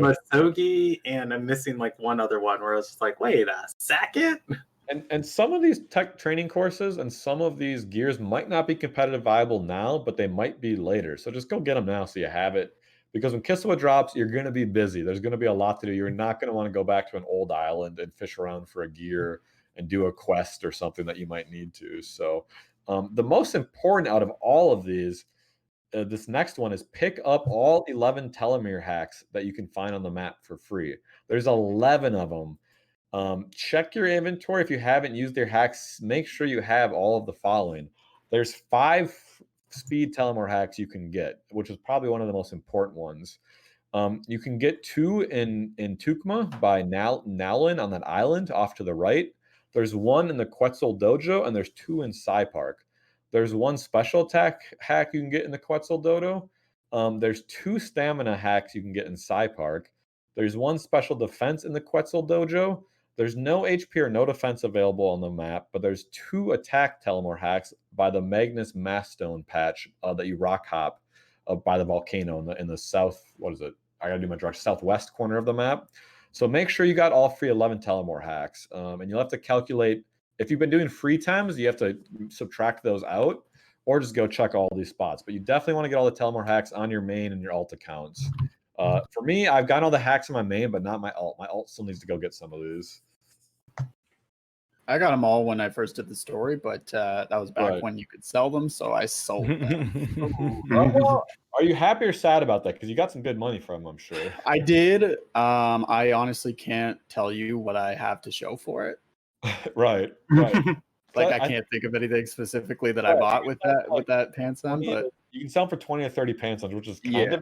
But in the scheme of things, I think I'd rather have these telomere hacks now that you can't. I wish I kept them now. Yeah.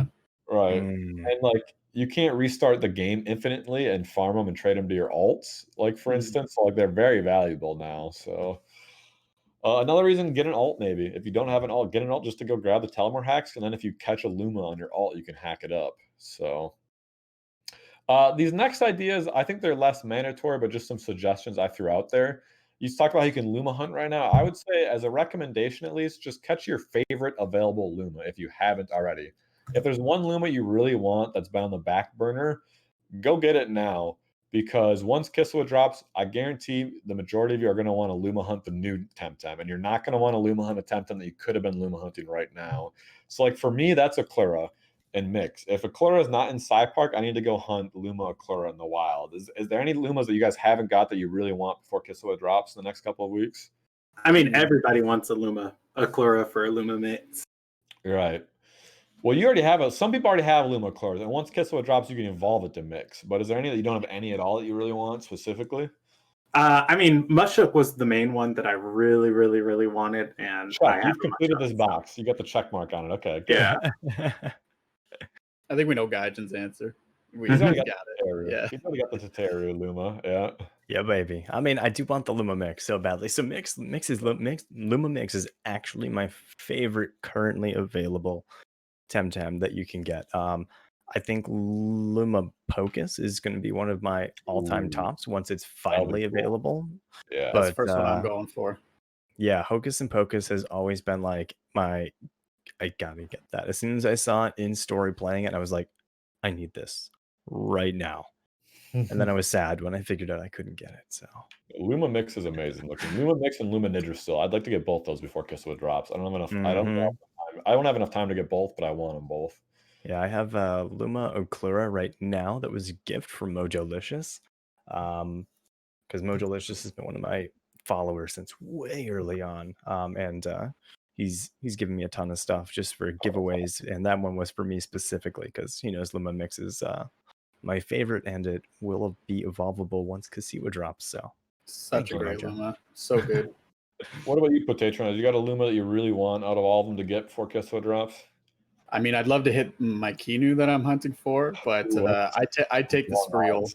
I'd take a Spreal too. Okay.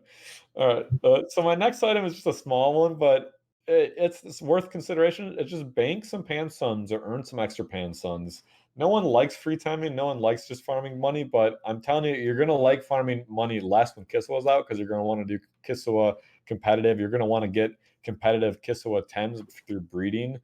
You're going to want to either buy perfect SV Kisiwa 10s from breeders, or you're going to want to breed them yourself, and that's going to require money. So get some Pansuns in the bank. So when Kisiwa drops, you're not spending your time farming. You can go straight after those new Temtem and start breeding them or buying them. So get that money now.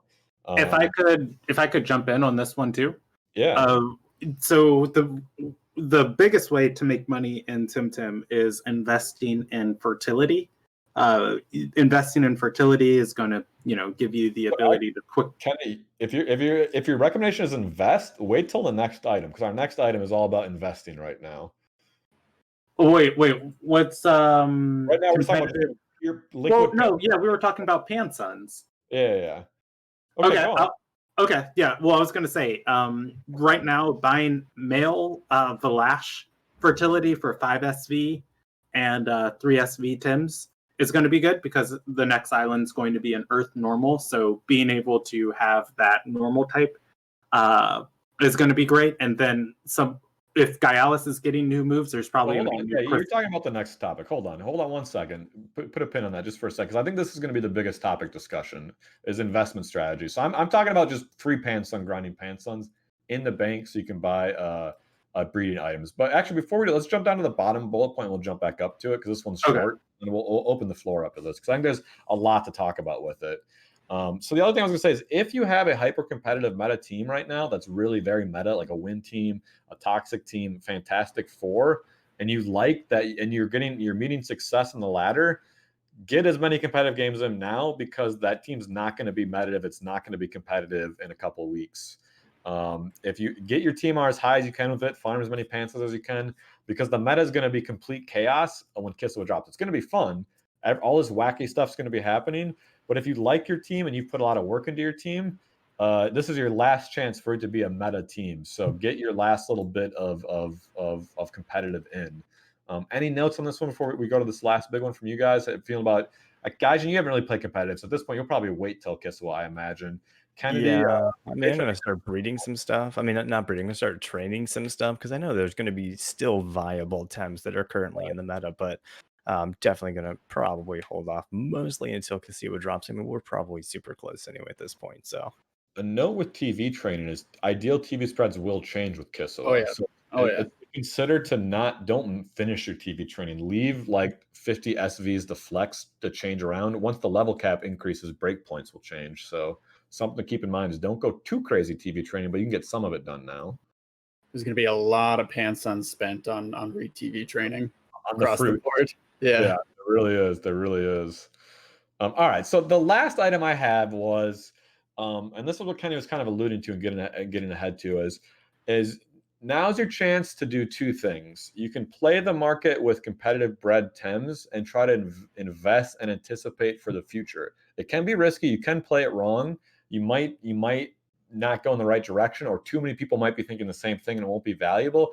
But I think the community's small enough and the player count's going to surge that there's money to be made here when Kisiwa drops. So I'm talking about things like certain Tems will be higher or lower in demand than they are now.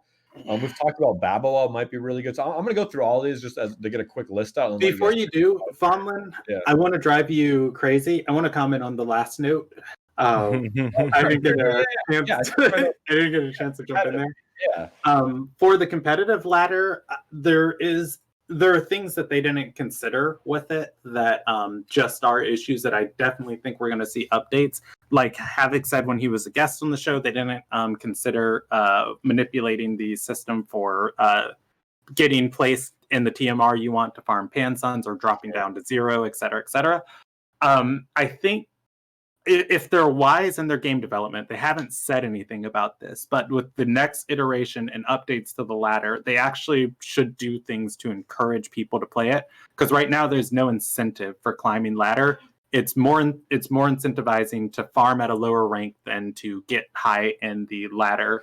And there's nothing to stop you from manipulating your TMR down super low. So with that, I hope that right now the name of the season we're in is Preseason 1, I believe. I hope that they include seasonal rewards of just like, all right, we're ending this season of ranked, and only if you played a game in the last 20 days based on wherever your highest TMR was, you get these rewards. And I think that would be super cool because there are a lot of players that are just like, oh, I've got to 19,000 or 1950 TMR. I'm never playing a game on this account again. I'm leaving it there. I'm starting an alt. I'm gonna, farm Pansuns at a low level. And I think that would be really cool of just like, in order to get these rewards, it's based on how high you got and, when's the last time you played a game. And I think if they did that with like the Kisiwa update of just like, all right, the end of preseason 1 and we'll do preseason 2, I think that would be super cool for encouraging people to play. Yeah, so anyways, if why I brought that up was now if we don't know what they're going to do with it, now might be your last time to get matches in for preseason 1. Sure. Potatronizer, what were you saying there? I was going to say, just kind of piggybacking on that point, would be nice to have some sort of maybe a TMR decay. Like you need to play a game every week, something like that. Just one game a week, keep your TMR up. That'll kind of. Some people would like that, but it's an interesting idea. I think people that are slightly interested in competitive but not super into it wouldn't like that. But I think most people, it'd be nice to see that for sure. It would make the queue times healthier, if nothing else, forcing a few more people into it. By the way, Ken, are you a little cold there or what? You getting the blanket wrapped up in your blanket?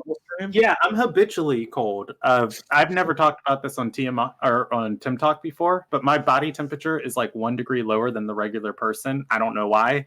Every time I check my temperature, I'm just always cold. He's got no AC in his streaming room, so just go hang out with him. Yes, like 80 to 90 degrees in here.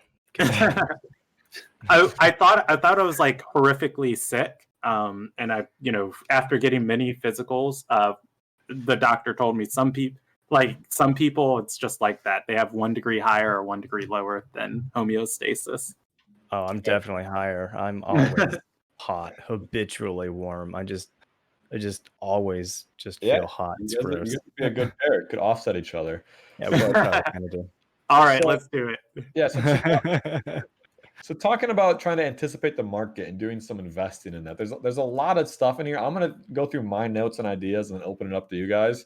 So I made mention of Baboa being earth and water. He's 1/4 resistant to earth moves.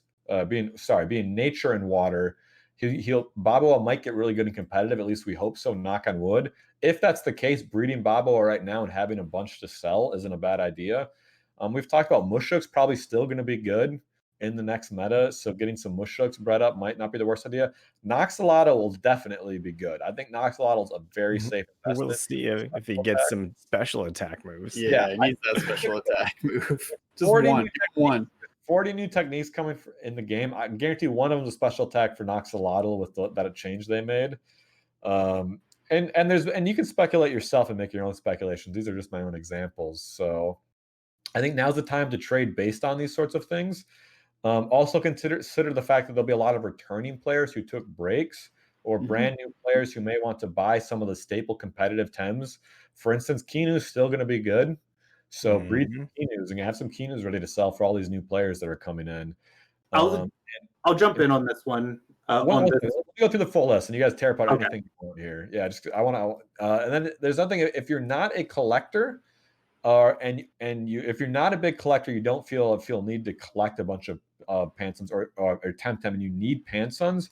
Now is also the time to consider selling off some of like your current meta Tems that you don't think will be strong if you don't care about keeping them. Most players will want to keep them.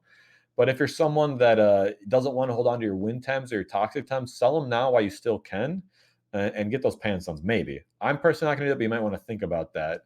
And in general, the demand is right now, demand is pretty low for perfect Tems because all the people actively playing have already bought theirs. So you can kind of buy some perfect Tems, I think, for a little bit lower price than you're going to be able to once Kisiwa drops. So I think there's a lot of potential to just flip any Temtem right now and sit on it, unless like supply and demand. We'll see how the supply and demand goes. So that's my overview of it. There's a lot for you guys to pick up. I don't know what you want to go at yourself or your first ideas, but in general, play the market, do some investing. So what do you guys think about all these different options? I think it's a great time for breeders. You got like you said, you got your normal types, you got your Earth. I personally believe Pocus will be great and competitive, so you can get your Adoros ready for Pocus breeds. I think the quicker you can pump out the new breeds, the more money you're going to make. Right. Even if they're not, even if they don't turn out to be very viable, I think getting them out super early will be beneficial if you're looking to make that Panson.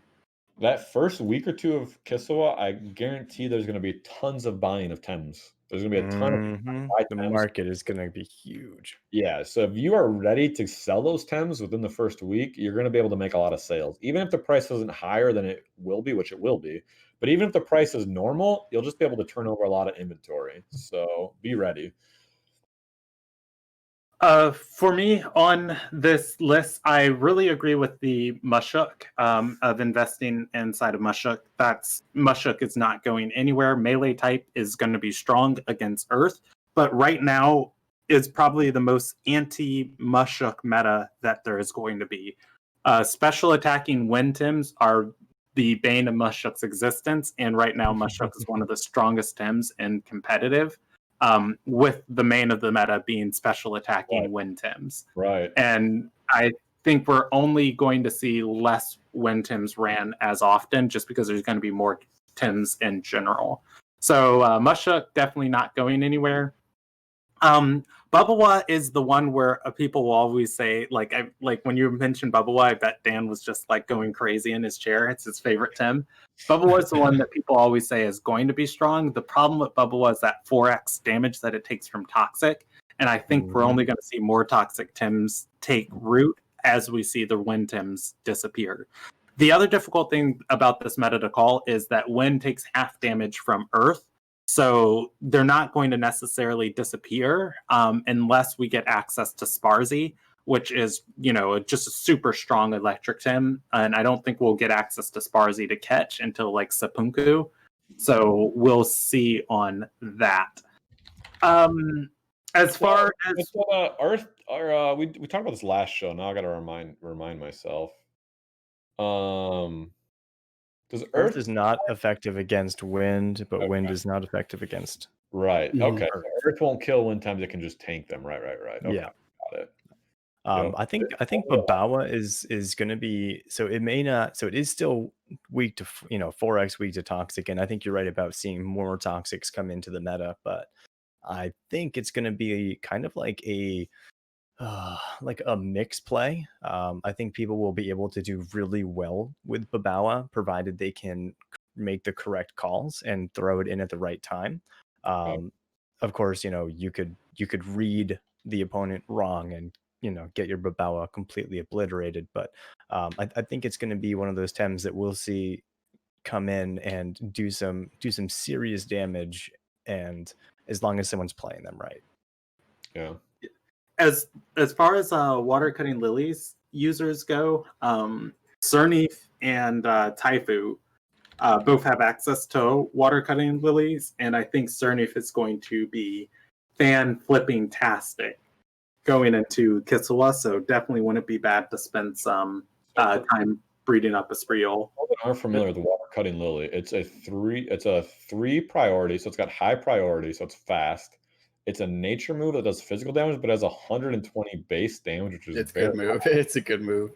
It's got a high stamina cost of 31, but it does a lot of damage. And then it has synergy with water that it does plus 24 damage on top of it. So Babawa can use this move and activate its synergy in conjunction with a Cernif who also can use it. And maybe Tafu should be our underrated Temtem because Tafu can learn it as an egg move. So Yeah. Type is always underrated because it's just exactly where it belongs. But we could maybe see some Tafu Babawa play. It's more likely we'll see Cernif Babawa play, but who knows? I'm interested to see how they balance the actual Earth moves in terms of physical versus special. Because right now we don't have any special poison moves, so I don't know if they're going to take that route with mostly physical Earth moves, or maybe they're going to be. Earth feels like it should be physical, right? It does, yeah. Like mental, are all the mental moves special? I feel like they should be. There's a physical mental move. It's like Psy Shrapnel or something. Okay, so Narcoleptic hit is Oh yeah, that one too. There could be a few special exceptions. I mean, who knows? But you're right. That'll be very interesting to see. Do you guys more stuff on this on the speculation? I think you're going to get a lot of bang for your buck if you invest in male Valash and male Mushi. I've talked to Gaijin earlier this week. He's got Luma male Mushis. I'm fairly certain we're probably going to get some more melee Tims in this update. Just obviously, we're going to get Smazzy's evolved form, and so that the melee fertility of a Luma Tim, you're going to be able to sell Luma eggs with, and people are going to want their Lumas of the Kisiwa Tims as soon as possible. So the normal 2 of Valash is going to be really good coming through. Not only to mention that, but we'll probably get new crystal moves and stuff. So there'll be new crystal breeding that people will have to do for Gaialis and other Tims. So definitely good things to spend a little bit of Pansuns on right now. Luma Fert too. If you can get a couple cheap buns right now, that's going to set you up real good. If you hit that first Luma, first Earth Luma, you can get those eggs pumping out. You're going to make money too. Yeah, I definitely agree. So my point in general with this is I think it's easy for a lot of people to fall into the mind trap of, I'll stop playing Temtem till Kisiwa drops. But I think there's a lot to do if you're looking for any reason to play Temtem before then, there's a lot of them before Kisiwa drops. I think there's still a lot to do and a lot you can be doing with your game time that's going to pay off dividends and put you ahead of the players that are just waiting for Kisiwa to drop. If you're a more hardcore, serious, competitive player, whatever it may be, now's the time to do stuff that's going to pay off reward for you. We kind of see that the MMO aspect of the game doesn't really come out much. Now is one of those chances to become one of the richer players in the game by taking advantage of this release schedule. So, Dan, do you have a way to show off Dan's showing us a cool Babawa on his desk. Post that link online and share it on the screen. It's already in chat. You can just open the original image.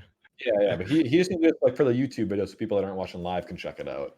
I want to show that off if you get a chance, Dan. While Dan works on that, it's slowly becoming a tradition that I like to quiz our guest host before we go to the closing and plugs here, Patronizer. So it's time to find out if you've ever watched TemTalk before this, because if you are a loyal listener, this will be easy peasy for you, okay? So, boy, all right, bring it on. Or Or if you're a hardcore Temtem player, you'll know this. All right. So we're gonna play All two right. sound clips, one at a time. Okay. So you can check out that cool Bobo. So did you make that, Dan? Dan, real quick, unmute yourself. Did you No, make that? someone Or else 3D printed it for him. 3D That's print? great. Okay, cool. So it looks really awesome. When I first saw it, I thought maybe that was like a toy you could buy in stores or something. It looks so professionally well done. So that's very cool. Okay. Oh, that's awesome. Very cool. Thanks for sharing that.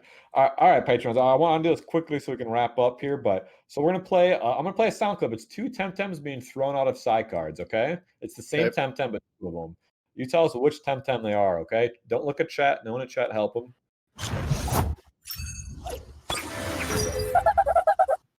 Tataroot. Oh, nailed it quick. That a boy. Well done. Well done. Can you go 2 for 2? This one's just going to be the sound clip of the two Temtem. Whiplamp. Very easy. Look at that. 2 for 2. You're the third person I've done this to, and you've by far done the best. So, Well, you I really hear need some those new whip sound lumps in my clips. nightmares. What's that, Gaijin? You really need some new sound clips. You can't do the same ones every Well, single That's why week. I can tell if they've ever listened, because if they've listened to previous episodes, they'll know it for sure. But you're right. I do want to get some other sound clips for some other Temtems and start You go throwing to people the off. Temtem wiki. They have all the sound clips right there available. Yeah, well, maybe we'll put Dan on playing those through his desktop audio or something to play them directly into stream. But yeah, I'll grab them. So, but here, listen, we've done a long episode. Let's start closing this down. Going to plugs. Just for the show first, we're live 11 a.m. CST on Twitch. You can find us on YouTube. You can find us in any podcast app. Right now, we're hosting on Emporium GG's Twitch chat channel. Guests first. Potatronizer, where can people find more of you online if they want to see your bright, shining face? I stream at least 6 days a week, 8 p.m. Eastern Standard Time. Streams are a little short now because I'm back to work, but I still do try to stream almost every day. Strictly Temtem over on twitch.tv/thePotatronizer. Very nice. Go check him out, everyone. I was topping your chat quite frequently. I like to tease you and call you a Twitch beta after someone after the troll came in. We don't need to go into that story, but just know that's out there. All right, guys, what about yourself, sir? Well, everybody can find me at It's Gaijinbu, GAIJINBUU with it's in front. On Twitch, Instagram, Twitter, all those places I am It's Gaijinbu. Pretty easy to find me. I've been playing, I mostly play Temtem, but this past week I've been playing some other games as well. I've been doing some Ashen and some Destiny 2, taking a cue from Ya, playing some more Pew Pew. But yeah, I'm pretty much live 5 days out of the week. And I take 2 days off generally. Sometimes I'll do 6 days, but usually 5 days a week. Yeah, you and Yak can gush over Destiny 2 together. Yeah, we can. We always keep on the subreddit there, for those that don't know. Crosby Kenny, why isn't your social media going big and flashing across your screen usually at this point of the show? Where I feel like Dan specifically cut my web camera to make sure that like my social media tag isn't like in it. But here's the thing: I'm using a broadcaster. I can move it anywhere. Dan, I have the power. Quick, hide to scam, Dan. Yeah, if you want to catch me anywhere, I'll link it in chat. I am Presby Kennedy. I live stream on YouTube. I do Dungeons and Dragons content, so you can catch me there. There's like an ongoing story. I run 3 groups in the same world. Not all, well, they're in the same timeline, but I don't run all the groups at the same time. One group might burn a village. The next group might come by and see the village is there and get a quest to go kill some brigands, which might be, another group. So it's like this big, huge meta-narrative tale happening in one D&D setting. It's really, really, really cool, really fun to watch. I'm going to drop the LinkedIn channel. And you'll be doing that later tonight. And Gaijin, you'll be streaming later today. Patrons, are you streaming today? Yep. Directly after so much fun content. For those that don't, this is the first time I've addressed this during the recorded show. For those of you that don't watch this live, we actually do a post show for at least like 5 to 15 minutes afterwards, only for people live on Twitch. But after that's done, go check out the Genki Cup. One time it was like an hour and a half. Yeah, yeah. It did go for a long time once. I want to remind people, if you want to get a question on the show, temtalkshow@gmail.com. And finally, for myself, I finally have settled on a stream schedule for TemTem. I stream TemTem at 7 p.m. on the 4 following nights Central Time to midnight or so, Mondays, Wednesdays, Fridays, and Sundays. That's when I'm going to be streaming TemTem. So stop by twitch.tv/VONLIN and check me out. Come hang out. We have a good time always. And yeah, the show's on YouTube. I don't know what else. I said the Twitch thing. I think we got it all covered. I'm on Twitter. The show's on Twitter. Check that all out. But anyways, have fun with all of that. Patronizer, again, thank you so much for joining us. It was great to have you on. I'm glad we could Thanks finally for get you having on. me. I will gladly come back anytime you are desperate for a guest. Just because I like to correct Vonlin at all times, it's the Potatronizer, not the Patronizer. The Potatronizer. Thank you. I constantly Is it Pig-a-peck or is it Pig? I'm kidding. I got this down. Are you ready? Pig-a-pick. I've been practicing. Are you proud, guys? Pig-a-pick. Pig-a-pick bridge. All right, guys. We're going to take out of here. Thank you, everyone, so much for joining. Everybody wave to the cameras. Bye-bye. Until next time. See you next week. Thank you. Have a good week, everyone.